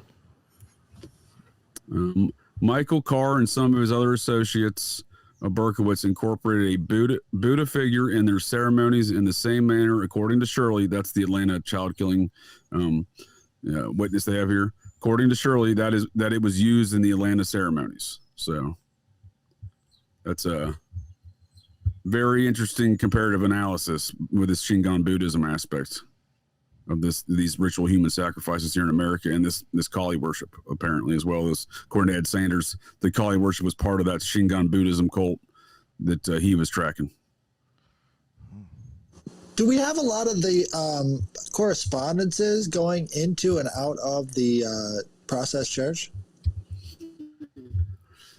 There's various disparate archives of these things. One of them's in a university in Toronto that they won't let anyone look at.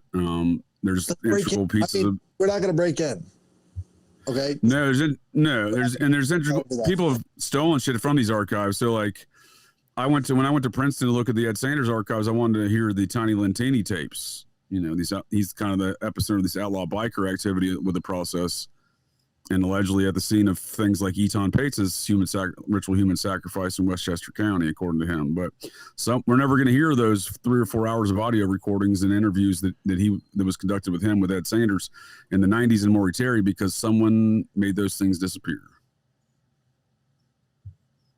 So when you look for communications, to your question, Headless, if there was anything important out there, the vital information that's still out there, there's been operations to sweep these things up and cover it up in recent years, and I suspect it's gone.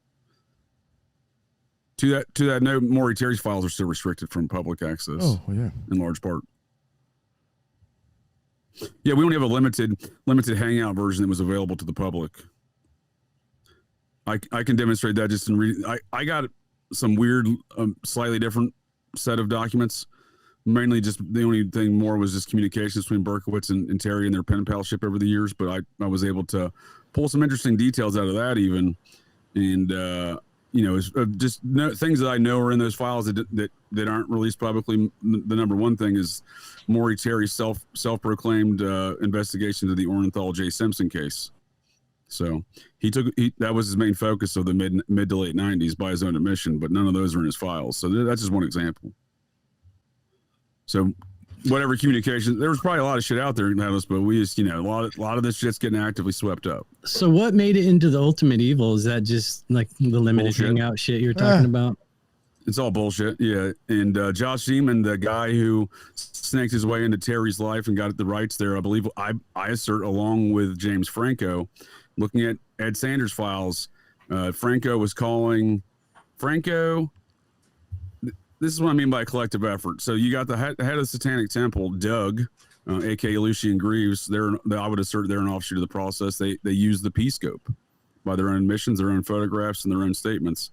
The P-scope is the process church version of the Scientologists. Their little, it's their version of the E-meter. The E-meter, you hold the cans. They call theirs the P-scope. Same machine. So. You see those folks. That dude's calling why is that dude calling Ed Sanders in 2009?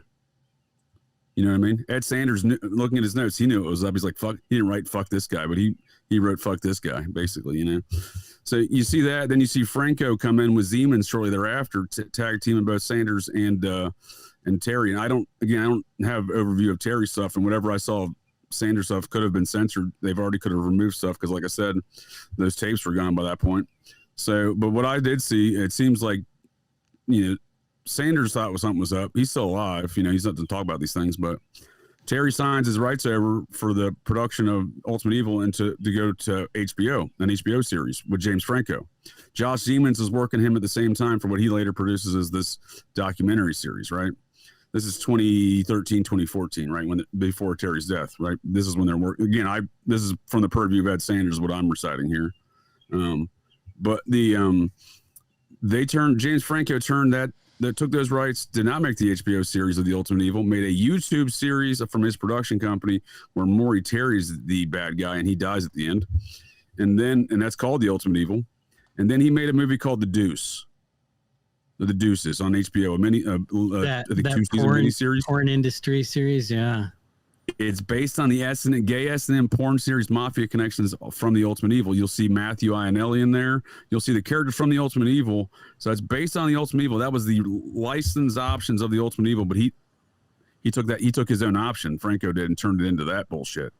So he highlights he celebrates the process pornography and gay S&M scene there in New York City in the 80s in that series, right? And two important notes to take away from that is one of the researchers for old Tom O'Neill in his book Chaos worked for James Franco on that movie set and ran a industrial rock magazine called Propaganda Magazine, which is expressly process. So if you wonder what James Franco's interests lay when he makes bastardizes Terry's work, makes Terry the bad guy, and then celebrates the process porno gay club industry there, and does so with a member who was there present working for him, and that guy who ran a propaganda magazine for all this process industrial rock music. Well, then he's the researcher for Tom O'Neill in this book about Manson where they never mentioned the process. Well, that's strange. So a lot of this is what I mean by this organized, I call them the process church cover-upper movement. Fuckers. But yeah, it's active, and I think what we're discussing here, a lot of these other that G. Kelly report that didn't make the light of day for many years, these Buddhist Kali worshipping Shingon connections are, elements that were often kept in the dark from folks understanding what the dynamics of these cults and whatever the fuck they're doing. But understanding that, I think folks would understand that the smiley face killers are an offshoot of these same activities. I agree. Mm-hmm. Wait till you hear this next one. Chris Corba. Or am I going first? Yeah. All right, strap in for the Church of Euthanasia. Anybody here heard of that shit? No. Headless, you looked like maybe? JJ. No, it's just descending into horrors unspeakable. No, I'm not familiar. All right. Nick knows all about it. No, I don't. But it's just like the name. It's just like exactly what Headless is saying. Like, what the fuck? All right, so this one's This is my favorite. Is this your favorite? So, this character named Chris Corda. Oh, what year was Chris Corda born in? Let me pull that Probably up. the Real quick. 80s. No. He seems like an 80s kind of guy. He's still alive. He's like, well, she. Sorry. Tranny. We're not going to do the pronoun game here. I'm sorry about that, That's but right. I'm going to call Chris a he. Chris has kind of bounced Because- around the identity spectrum, but Chris kept his penis. So I'm going to go with he. All right. That works. So Chris Corda was born in 1962 I was to wrong. elite parents in New York City. I don't remember what his dad did. I think it was something in like media, magazine, mogul, something like that. And his mom came from money. They also, raised him pretty high class. And like often happens when these liberal rich kids don't have shit to give meaning to, they create it. And apparently Chris at 10 years old saw New York, which doesn't add up to me. 1972, Chris was 10 and claims to have read a headline from the New York Times about global warming. But in the 70s, I thought they were warning about a coming ice age. Anyway, that's the story. And that just kind of changed the way that Chris looked at the world. And Chris wanted to make a difference. Got into college, was still to this day is a tech person, like really into the tech industry. And when in college, he was rooming with this person who was a activist from the 60s. And I don't remember this dude's name, but he was one of those guys, probably there in Chicago in 68 and all that kind of stuff, probably a plant. We talking Students for Democratic Society or the Weather Underground? Yeah, this guy rubbed shoulders with all of that. Let me see if I can find that dude's name because it actually. I would argue they're an offshoot of the Process Church of the Final Judgment, sir. In fact, Bill Ayers, the head of the Weather Underground, which formed out of the SDS, would celebrate Charles Manson and Double Sirhan throughout his life in various speeches and dedications and books. Both processings, Sirhan and old Charlie. Jesus. Yeah, I'm not finding this dude's name, but it doesn't matter. We can just assume. Yeah, I apologize. I didn't mean to go full process on you. No. I was hoping you would. And you didn't disappoint. And you're probably going to cut in because there's a lot of interesting shit in here. So Chris is rooming with this guy in New York, has a dream one night where he's visited by something called the Being. And the Being spoke in weird languages, and he didn't really get the message, but he woke up with a line almost like psychically driven into his head: save the planet, kill yourself. And he tells his roommate, this old 60s activist guy, that this is the message he got. So they kind of started something here. And it was basically, they got a bunch of other wackos who, and this is 1992, they take this shit to the streets. And they would show up with picket signs, and they would go to KKK rallies and just like push their message. And then they finally got attention when they started going to like pro-life rallies and all that. They would walk around the crowds with like baby dolls on pikes and chant their slogans like "Eat a queer fetus for Jesus," "Make love, not children," "Save the planet, kill yourself" was their main slogan. And they started getting some media attention. Now, 5 years after all this, they really made it onto the scene. They got onto the Jerry Springer show. And it was a fully formed religion at this point. And they didn't call themselves a religion. They called themselves a church. But they actually, this part, we'll get to the Jerry Springer thing in a second. But they filed for religious tax exemption. And the IRS came back and said, unfortunately, you don't qualify, but if you were to file as an educational foundation, you would be fully tax exempt. So the United States government gives these people educational foundation status. And this is the message. They have 4 pillars, which is, do you remember them? Kill yourself. 4 pillars, huh? Okay. That's Suicide. Cannibalism. That's one of the last ones. They get more shocking. Eat your fetus. Oh my dude. Yo, what the Let me pull up the 4 pillars, but do you want to? Do you want me to look up the 4 pillars? Oh yeah, I'll tell them about Okay. the Jerry Springer. So Jerry has this set up to where this woman. I love Jerry Springer. Yeah, Me too. this young woman who's thinking about joining the Church of Euthanasia is the subject of the show, and they bring out Corda, who comes out in full trans woman attire, and Pastor Vermin, like, Vermin, Vermin, and then this other guy. So they start talking about their church and what it is. And the 4 pillars are suicide, abortion, cannibalism, and sodomy. What the? And Fantastic. he's talking about Where do I sign up? he's talking about Right. the traditional definition of sodomy, like biblically He's non-procreative. talking about b-hole sex. Non-procreative acts of sex were encouraged, which does include anal. But you guys know about sodomy laws. There was oral sodomy laws. They did target gays with it, but biblically, sodomy is any sexual act non-procreative. So that's what he was pushing. Now, suicide, he put emphasis on it has to be voluntary. He didn't want like a Jonestown type thing. He thought it's one way you can help out. Abortion. So the 4 pillars are their one thing, but the only thing you had to do was give a one-time fee of $10 and take a vow of to never reproduce. So as long as you never reproduced, you couldn't get excommunicated from this group. And unlike other cults, a little side note, some people even say this group wasn't a cult. I think it was. But they had actual people kill themselves. Yeah, so as we get further down the line, this actually does take hold. But they had like a stronghold of physical membership in the hundreds, but online this thing started spreading and is actually still active today. It's supposedly making a comeback. But he had his Springer appearance, and he ends up hooking up with this political activist, and they start a party to get Ted Kaczynski elected as president. And so a little side note here, the funny thing, they had some ordained saints, Dr. Kevorkian and Margaret Sanger.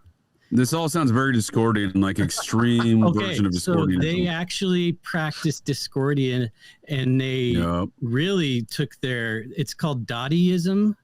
Yeah, it's the organizational structure that's telling to me as well, and also the philosophies, as you're saying. In World War I, there was this art movement where it was completely satire and street performative, and they would make collages and stuff. And a lot of these protest movements take, notes from this Dadaist movement. Discordianism, I think, came out of that too. But apparently that's very old. So you got to tell him about his fabulous music selection. Oh, he's a techno musician too. And during 9/11, he wrote a song, made a music video that he posted a day after 9/11. Do you remember what the song was called? Eat Yo Baby. Eat Yo Baby. I don't remember the name of the song, but it showed the towers falling interlaced with hardcore pornography, interlaced with sports.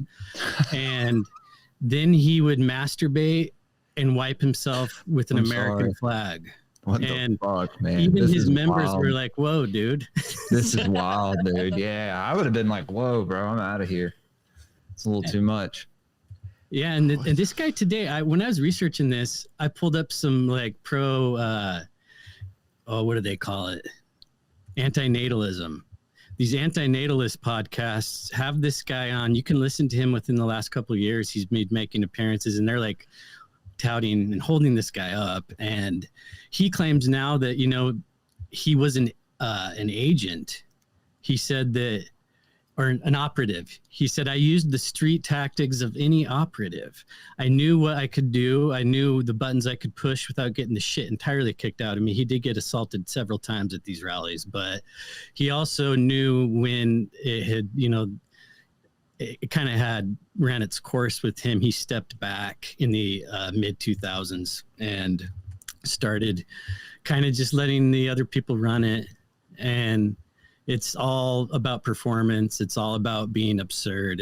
And he's contradicted his own message on several occasions. Yeah, he's still alive and hasn't killed himself. That would be number one. So he loves suicide so much. He should do that. In 1999, he was interviewed by a publication, and at that point, nobody had killed themselves in name of the movement. But he did say it's a shame that no one has, and that we don't get sued by their parents, because then that would bring us a lot of attention.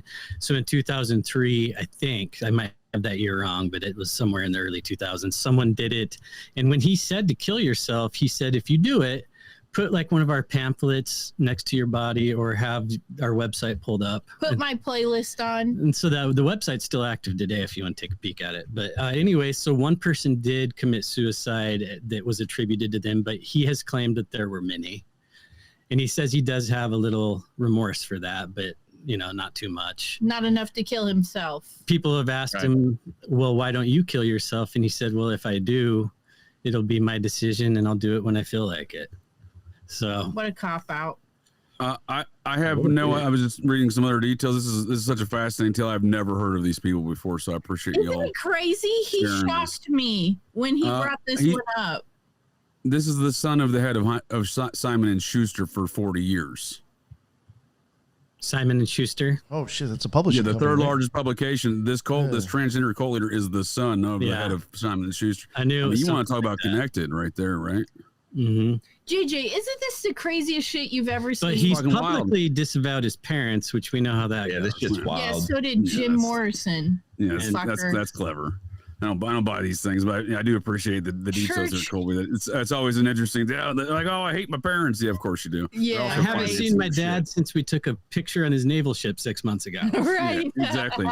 and when I couldn't sign that check last week they sent me, but Bill Ayers is from Chicago there with the SDS and the Weather Underground. His daddy was the head of the Chicago Power Company. So, and Chicago serves as a publisher. These are just the thoughts I have, that are going through my brain hole. Chicago serves still today as the center of public publications for all print media in America. So, you see the son of the third largest publisher in America, doing these things, he really draws the question, what the hell's going on here? Church of Euthanasia. And this one, to me, I think it's interesting that the government allowed them to be an educational foundation with the message they're pushing. And also the fact that they were really ahead of their time, because these things they were doing now are just commonplace. Back then, they were kind of, groundbreaking for doing that kind of shit. And they didn't take money. They sold bumper stickers with their slogans on it. He said they may have made $100,000, but they just put it back into producing more merch. Basically. Euthanasia merch. And so to me, it's like a complete front for pushing a new narrative that now we have like Greta Thunberg running around, and all this stuff wasn't going on back then. And these guys did kind of bring it to the forefront. And they also, to bring back Project Mayhem, they did very Project Mayhem-esque things that, at one phase in the movie where they're defacing Starbucks and all that kind of stuff. Yep. They did shit like that. I mean, they would get arrested, get a lot of attention, move on to the next op. I feel Sounds like very Processian. It's important to note that when we were doing this series, like I don't know if we were doing it intentionally, but I was definitely always trying to one-up him with my cult. So I would pick a cult and he would pick a cult, and we wouldn't tell each other which one we picked. And then we would like cover stuff about it. And when he brought this shit up, it's like, how the fuck do you top that? How the fuck do you top Church of Euthanasia? Like, what the fuck? I had never heard of that shit in my life. Yeah, that shit's wild, man. So what I did was the Twin Flames cult to rival the Church of Euthanasia. Well, I walked into the last week of this going, all of these are so similar. Like, we got to find some that just stick out. So I was trying to choose between Twin Flames and this Church of Euthanasia. And I told her, and she's like, oh, I'll do the Twin Flames. And that one, to me, I think is more interesting. It might be... I think it's a good one to end on, for sure. Yeah, and just how modern it is. So are you guys familiar with the concept of a twin flame? Let me just first start with that. Everybody is pretty much? Yeah. Okay. I am not, Julia. I'm a heterosexual man, but please elaborate. So, all right, JJ, the concept of the twin flame is very similar to that of like having a soulmate. So, you know how when people meet and they're like, oh, you know, I knew I was going to be with them. We're soulmates. We've done many lifetimes together, da, da, da. So the concept of the twin flame is not that you met like your soulmate. It's that your soul at some point broke apart into two pieces and you're only half of your soul, and you have to find the other half of your soul in another human being. And when you meet that person, it's considered to be your twin flame, and that you're just two halves of a whole person. And then you can say the famous Jerry Maguire line, you complete me. You complete. I mean, this is literally like your other half, the yin to your yang. And it's really big in astrological circles. Like they throw that term around like because it's fucking the N-word. Well, I feel like because a soulmate. Now that you mention that, I hear that thrown around a lot jokingly amongst the community of some of my folks of the interwebs in the Idaho 4 community, particularly Lucy Morningstar, the Princess of Darkness. She's a twin flame thing. Yeah, this is some of my community over there. They like to joke around about this twin flame concept. I'm not familiar with the ins and outs of it, so I'm starting to piece these things together. But yeah, when you say it gets tossed around that astrology community, yeah, I see that now. I've seen it. It's a very new agey concept, and it is a big part of new age spiritualism. Yeah, it's fucking ridiculous. I'm not going to sit here and say that I don't think there are aspects of like soulmates and stuff like that isn't true, because I feel like you could meet somebody and be in a non-romantic relationship with them, like a friendship, and feel like they're a soulmate or something like that. Like, you know, obviously, I call them hetero life mates. You know. Jane Silent Bob style, right? Well, it's my hetero life mate, Jane Silent Bob. Soul tribes, where like, you come back, you're come back playing different roles to each other. Like your mom could be your soulmate. I don't know, like romantically speaking, it seems like. So this is an actual cult. It is a cult. It is a cult. Crazy. So, but it's not exclusively sexual. What you're saying, it could be platonic. Well, I think so. In my opinion, they have taken the twin flame thing and made it romantic, but I think you can have a soulmate be a non-romantic person. Like, in my opinion, you can be a best friend or like whoever and feel like you've done lifetimes together. I think that's one thing to say, but like in this twin flames cult, it's all about romance and sex. And basically these two people, their name is Jeff and Shalia. They renamed themselves Divine. So Jeff and Shalia Divine. Yeah, she was originally Megan Plant. Yeah, her real name is Megan Plant. And I don't remember what Jeff's last name was. It was like Eon. Yeah, Jeff Eon. Which I think is cooler. It's cooler than Plant. Yeah. Cooler than Divine. Yeah, cooler than Divine. Yeah, he should have just been Eon. Yeah. But interestingly, he kept the Jeff. Yeah, he kept Jeff. And Megan became Synanon. Right. Or Shalia. Right? Shalia. Yeah, Shalia. Jeff and Shalia Divine. And so basically they said they were twin flames and that they had a divine gift of being able to tell you how to find your twin flame relationship and how to bring your twin flame to you if you haven't met them already for the low price of $222 a month. For a 12-month program, they could help you find your twin flame. This is how it started. Well, so they're manifesting shit, huh? Well, so he as a kid would tell his friends that he was both going to be a millionaire. And didn't he say something about starting a cult? He said when he was in college that he was going to become a millionaire and that he was going to start a cult. And he wasn't into this romance shit. He was pushing like health hacks and not really making money doing it. And then he meets her through online dating, and they scheme together with her belief system. Yeah, she's the one who brought the. Yeah, she did, but she's the one who brought like the weird new age spiritualism into his life. Behind every heister, there's a bitchy woman fucking telling him what to do with patchouli pits. Patchouli pits. And so these two team up together, and they're like, all right, we're going to tell everybody. They start a YouTube channel, and they're like, we're going to tell everybody how to meet their twin flame, da-da-da. Like I said, it's $222 a month for a 12-month program. And so within the first year that they have this course available online, they've already made over $1 million. So they're quickly millionaires, and they keep having to up the ante because people are not finding their fucking twin flames, even after they've paid thousands of dollars to Jeff and Shalia. And it's been going on for a couple of years at this point. So what they do is they tell these people, you could say, I think my next door neighbor is my twin flame. And they would give you advice to stalk them, to follow them to work, to basically harass these people. And it's like, well, if they're not into it, just keep pushing harder. People were getting arrested for stalking. Somebody started stalking Ryan Gosling. That was a part of the Twin Flames cult and got restraining order.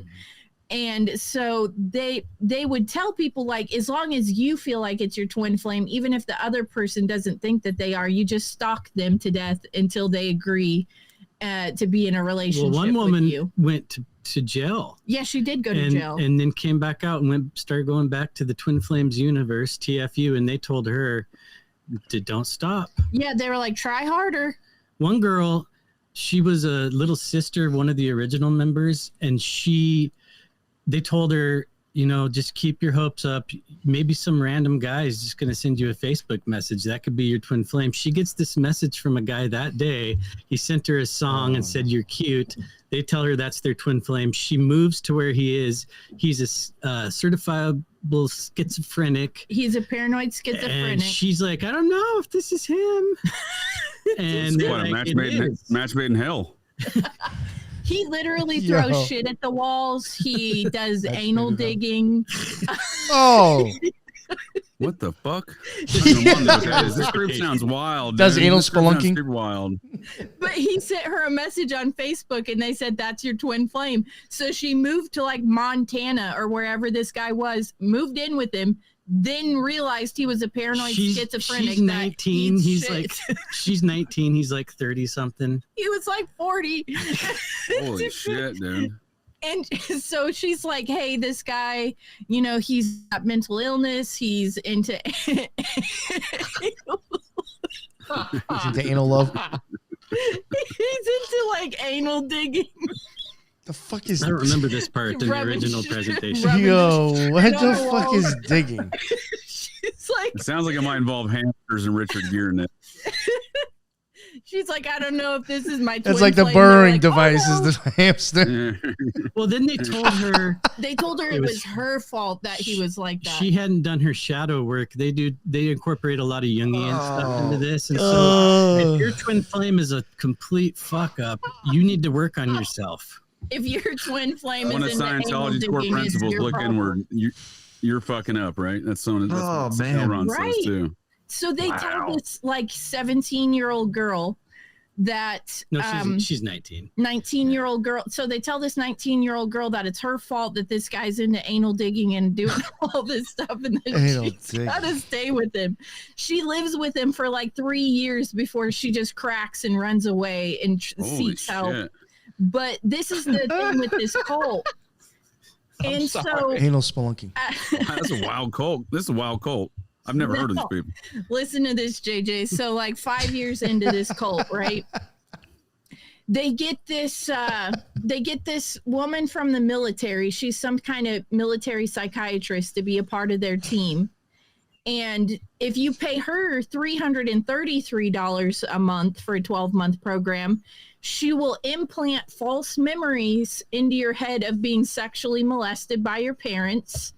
and convince you that you're transgender and that actually your twin flame has been a member of the cult this entire time. And so the problem was they had 80% women in the cult and 20% men. So they had to implant these false memories into these people's heads that they were actually transgender, and that their twin flame was another woman in the cult. So that's what the sociologist said. Yeah, and she was a military intelligence therapist getting money from the Pentagon, by the way. We talking Janja Lalich? Was that her? No, it was a female. Yeah. She looks like a hardcore bulldog lesbian, and she's a devout Marxist. Yeah. Is that her? Yeah, real classic gal. I was just reading her biography. Well, I do remember that about her, though. So she puts all these false memories into people's heads, like, oh, you should disconnect from your family. That's MK. They were using false memory syndrome on the flip side. Yeah, putting memories in their heads. It's MK. I was going to say there was some guy memory syndrome who did that too with MK. The False Memory Foundation was formed by the CIA to dispel the fact that they can do these things, in my opinion. And the guy that was running it was fucking his kids too, right? The guy that was running the guy was running it. Yeah. I think they all Surprised me. disbanded over these things, right? So, anyways, but the Satanic Temple fellow there, Lucian Greaves, he graduated from Harvard with a degree in false memory syndrome stuff. Really? that's crazy. Interesting. Yo, he's associated with P. Diddy and all that shit too. Yeah, dude. Man, I've been wanting to do an episode on that guy. It was crazy. I mean, I'm not trying to brag for her, but like Teresa did like a show on that, like when the whole thing first came out, and like the stuff she mentioned in that show that's just coming out now. It's like it's funny how like nobody hears about it when someone like that puts it out, but when the TV tells us it's interesting with this because it's like Colby said, it's like the reverse of false memories, like where kids are actually getting molested and then they're like, no, you weren't, you just made that up. In this case, it was like a bunch of normal people who had never been molested, and she was like, yeah, you were. That's why you're secretly a man inside. And you were also a little boy. But you're also a little boy. Yeah, it's fucking crazy. She'd been working with them for years, but then when this transgender shit started, I was hoping you were going to get into that. I don't know if it was like hypnotherapy, but it was something like that, right? Wow. Yeah, that was Jared's family. Right. Well, she would put them in a trance-like state, hypnotize them, and then tell them that they were a man and that their twin flame was another female within the cult.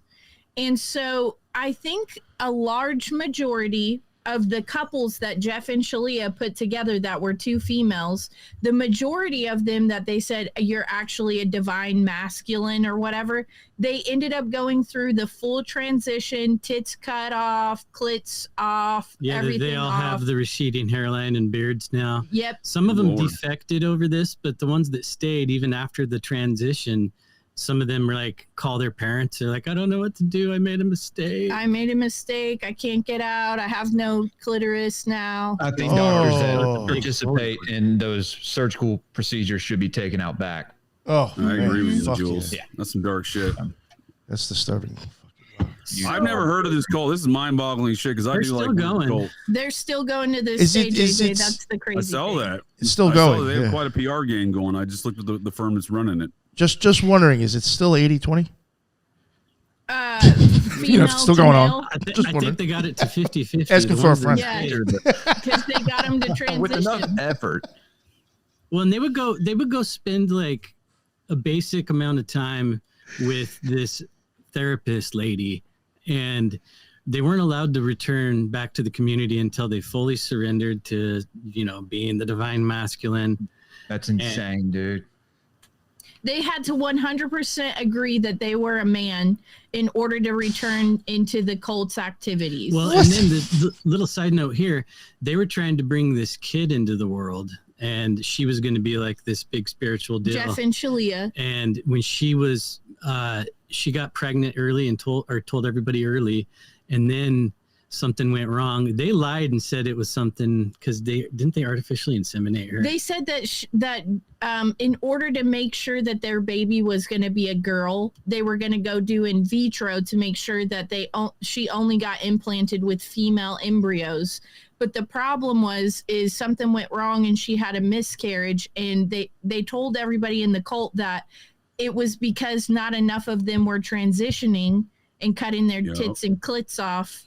And that's why she had a miscarriage. So the ones that wouldn't transition, it was their fault that That's a ritual. that the baby died. They don't definitely. They don't It's cut the definitely a clits off, ritual. by the way. They make them big. Seems like it, right?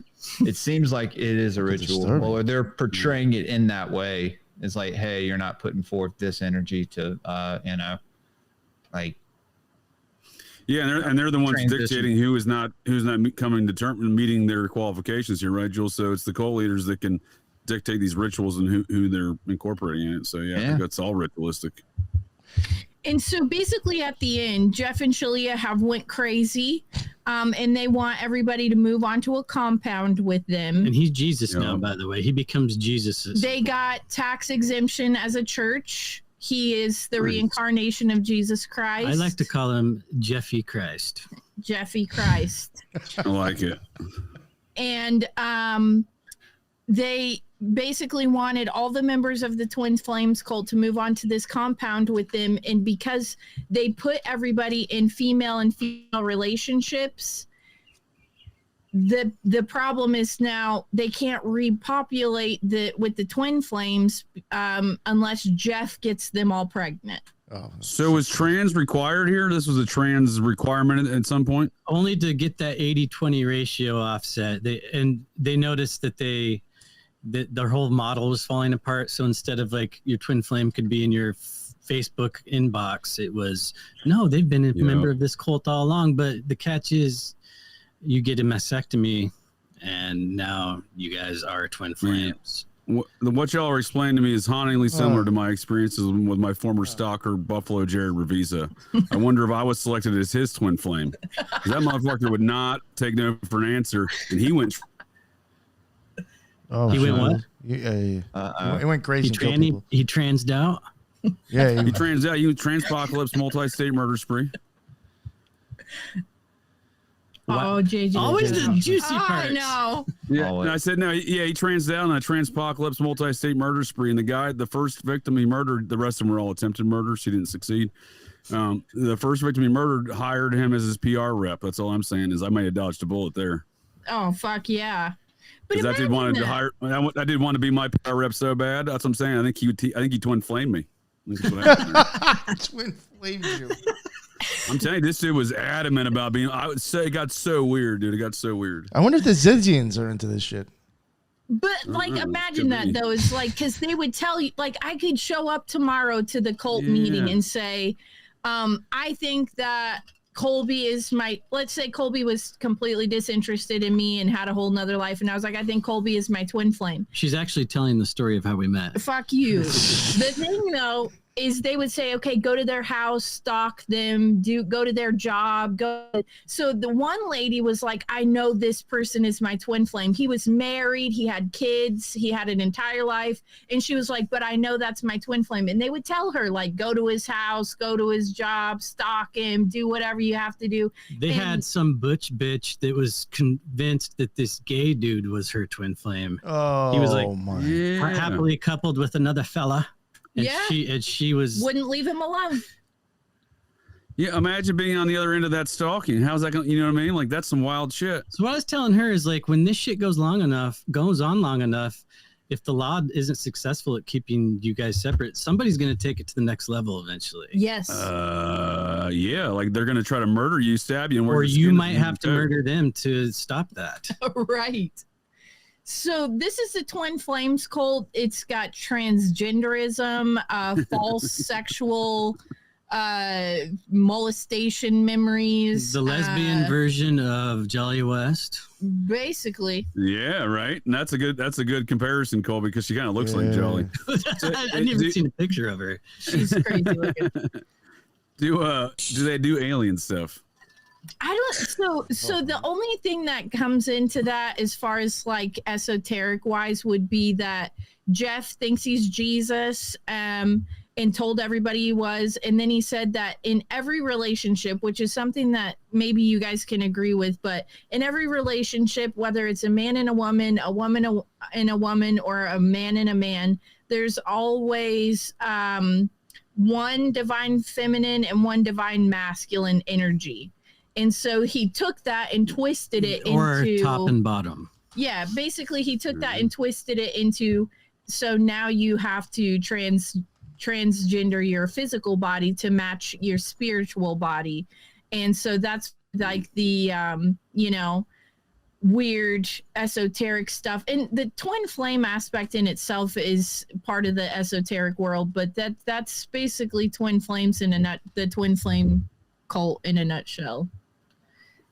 And JJ, have you heard of the Twin Ray cult? Oh, I heard that, I think. No, sir, I have not. They operated out of Ashland, Oregon, where I work, and it's like 14 miles south of us. And they got all their money from these Scientologists that basically are buying every historical monument and property in Ashland right now. And they funded this cult that's very similar to the Twin Flame. It's called the Twin Ray. I was wanting to talk to you about that at some point because they're definitely in that. Yeah. world. Oh, wow. Now I'll definitely look into that and let you know my thoughts on it. Shoot you a message for sure. We can definitely do a show on it in the future if you'd like. Yeah, for sure. I always love talking cults. Hell yeah. Yeah. That's fun. Oh. But that's into the cultiverse. Hell yeah. Short form. Yeah, that's a wild shit. Yeah. It was quite a ride there for about a month and a half. Yeah. Jamming all this. And then I watched a show on Hulu called The Path, and I told Nick about it. And because I think it's got a lot of OTO stuff. It's got a lot of Synanon stuff. They just borrowed from all these fucking things I just looked into and kind of used that to douche my brain. One last hoorah. Right. Speaking of douching your brain, if folks on the interwebs want to douche their brain on the Son of Sam Netflix series, that is propaganda. The Process Church demonstrably, to answer your question from earlier, it just popped back in my brain hole, the douche brain comment. The Process Church did not disband in 1974. That's demonstrably proven. Just go to the Utah Secretary of State business search, type in Best Friends Animal Society. You will see it operates under the same corporate structure and identification number as the Process Church did, and you will see that they registered in the state of Utah as well as Louisiana on June 21st, 1967, when they invaded America. So we don't know the full scope of the history of their relations with Utah, but that's where they sit today in Kanab as the Best Friends Animal Society under the same corporate structure and same identification number. So you can see the evidence there. If you go to the Walmart animal section, you'll notice they've got a big display for the Best Friends Animal Society. Yeah, they do. Right there.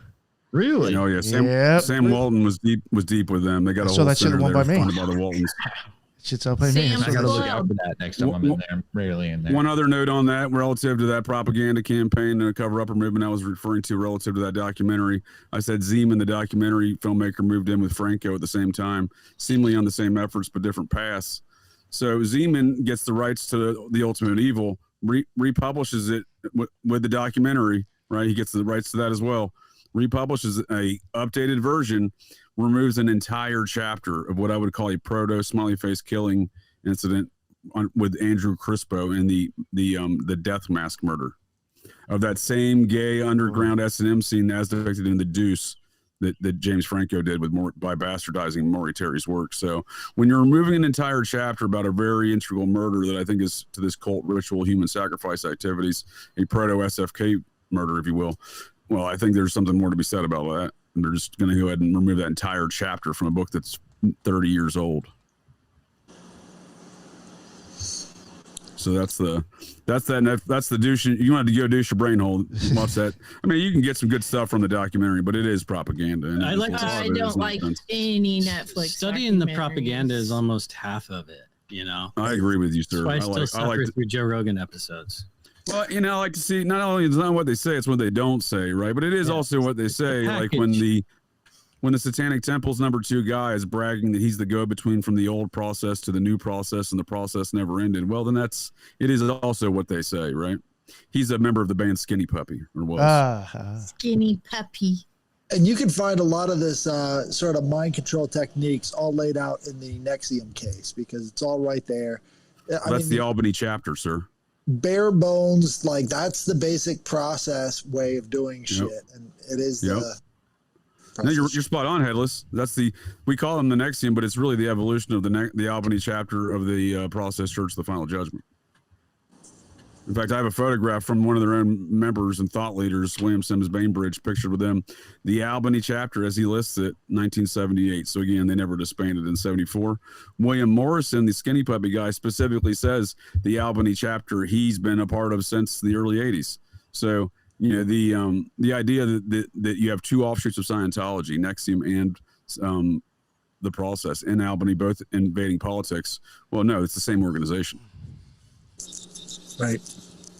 Mm-hmm. They just don't close. That's well, then they put a new flag up front. But I mean, the idea that Nexium has not invaded both state and federal politics of the state of New York is preposterous. And it's not just Kirsten Gillibrand, the U.S. senator from New York, who's replaced Clinton when she became Secretary of State for Obama. Her father was a paid executive, and her stepmother / first cousin is also a member. Same cult, new name. Same cult, Nothing new new name, under the same sun. businesses. As Headless was saying, this infiltration of government and whatnot is certainly within their full scale of operations from day one. According to the files of Ed Sanders, Jerry Moonbeam Brown, the boyfriend of Linda Ronstadt, was a member of the Process Church of Final Judgment, three-time governor. Three-time, right? Yeah. And he lived 4 doors down from the Wonderland murder home there in Laurel, Right. by the way. Yeah. It's as I say, same trailer, different park. That's funny. Same trailer, different park. You just move from one place to the next. I like it. Thanks for having us. Hell yeah. Nick. No, This thank was you a so fun much. one. Yeah, this was awesome. It was a lot of stuff. Thank you. Real barn burner. Hell yeah. Yeah, it definitely was. We'll let everybody plug their shows real quick. Jules, since I know you're kind of in a rush too, I'll let you go ahead. Oh man, this was fun. I actually learned a lot. Took some notes, so hopefully I can share that on Already Dead on Tuesday, guys. Nice. This drops every Tuesday, 8:30 Central. Already Dead, live call-in show. I run the kind of the behind the scenes for it, but it's Jose Gallus on it, Austin Picard, Grey Pilled Podcast, Grey Pill Pod on Twitter or X, whatever. YouTube, Rumble, Spotify, Apple Podcasts, Patreon. Again, you can also go to Locals if you want to support the show. I stream a lot to Rumble. Sending sticker packs out to all my patrons. You get free stickers. Again, this was fun. Nick, thank you for inviting me, brother. Of course. I always love you. Always love having Dude, you. you got like a Matthew McConaughey thing going on. Yeah, you Thanks, did. man. Yeah, no, that's I've had first time I've been told that. So, I've actually had listeners hit me up and tell me that. It's not the first time. Well, Like, when I first all started podcasting, I do a lot of stuff with Nate from the Reality Czars podcast, and he's had people like send him emails and stuff, being like, "Hey, bring Jules back on the show." Yeah, he sounds like sounds like Matthew McConaughey. I've had people send in Rumble rants for me to say like, all right, and all that stuff. I was going to ask you to say that next, dude. I was going to say that. All right. I want to hear you say time is a flat circle. Time is a flat circle. Yeah, That was a good one, too. I mean, that's just I'm from Mississippi, man, so I can't help it. No, it's great. Hey, she's got one too. It's like a hybrid of accents. There you go. I love it. Awesome. Well, thank you for joining us, It Jules. is good meeting you, Colby, and You too, man. Good seeing you again, Julia. I try and get you guys on the show sometime. I usually go live on weekends and stuff, but I can always schedule. But Headless, JJ, got to get you guys on soon as well. Thanks again, Nick. I appreciate Of course. Hell yeah. And JJ Vance. Let everybody know where they can find all your amazing work, please. Nick, appreciate the invite as always, sir. Julia, Colby, y'all blew up my brain hole with some new cult details, and I do appreciate that. Headless, always a great conversation with you, sir. Jules, I'll be happy to pop in over there at Already Dead anytime. Yeah, I enjoyed the conversation with y'all last week. Folks, the interwebs, JJ Vance, host of Operation GCD, not the vice president. Got a Operation GCD Sundays, Patreon. Check that out. In fact, this will be coming out later, but tonight, as we're recording it tonight, I'm telling the tale of Buffalo Jared Revisa, my twin flame. that stalked me, tried to hire me as my PR rep, tried to get me to hire him as my PR rep. Then went on a multi-state murder spree later from a guy who hired him as his PR rep. Yo, so maybe that dodged the bullet there. Maybe that This is not hypnotherapy. the human hamburger guy. No, that's next week. So that's Nathaniel Barr Jonas, sir. That's the human hamburger guys next week. So that's I'm telling you, that guy's pure evil. I came eyeball to eyeball with him, and I may have eaten some human burgers too. I'm sure we all have at some point. Tune in to JJ. Well, I was gonna say, JJ, we're working on some projects around the house today. I think we'll tune in tonight so we can hear about Buffalo Jared. Buffalo Jared, yeah. So his family is the mind. He could be a mind-controlled assassin from a very famous sports hypnotist family, because the Revisa sports hypnotist business, which he was a part of, they broke the curse of the GOAT, the Chicago Cubs curse, to let them win the World Series after nearly 100 years. The Cubs thank Ken Revisa for doing that. Oh shit! So definitely check that out. Mind Control Assassins, stalking me Twin Flame style, I think. So appreciate everyone's time and conversation. Hell yeah! Thank you very much, JJ. And then we got Fridays, Operation GCD and Occult Rejects. Can't forget that. Yeah. We got Phil Z coming back up this week. I don't know when this is coming out, so Cesaro? Phil Z's coming out either this week or in the past. So yeah. It'll probably be in the past by the time this. That's Philip Cesaro. Yes. Yeah, dude, that dude's awesome. That guy's fucking photographic memory. I swear to God. So many details, dude. If he's read a book, it's in there. Absolutely. I claim he's an agent of the Dewey Decimal System. That's my accusations, but thank you very much, JJ. And Headless, please. Thank you for having me on. Thank you, guys, and JJ and Julia and Casey. Sorry.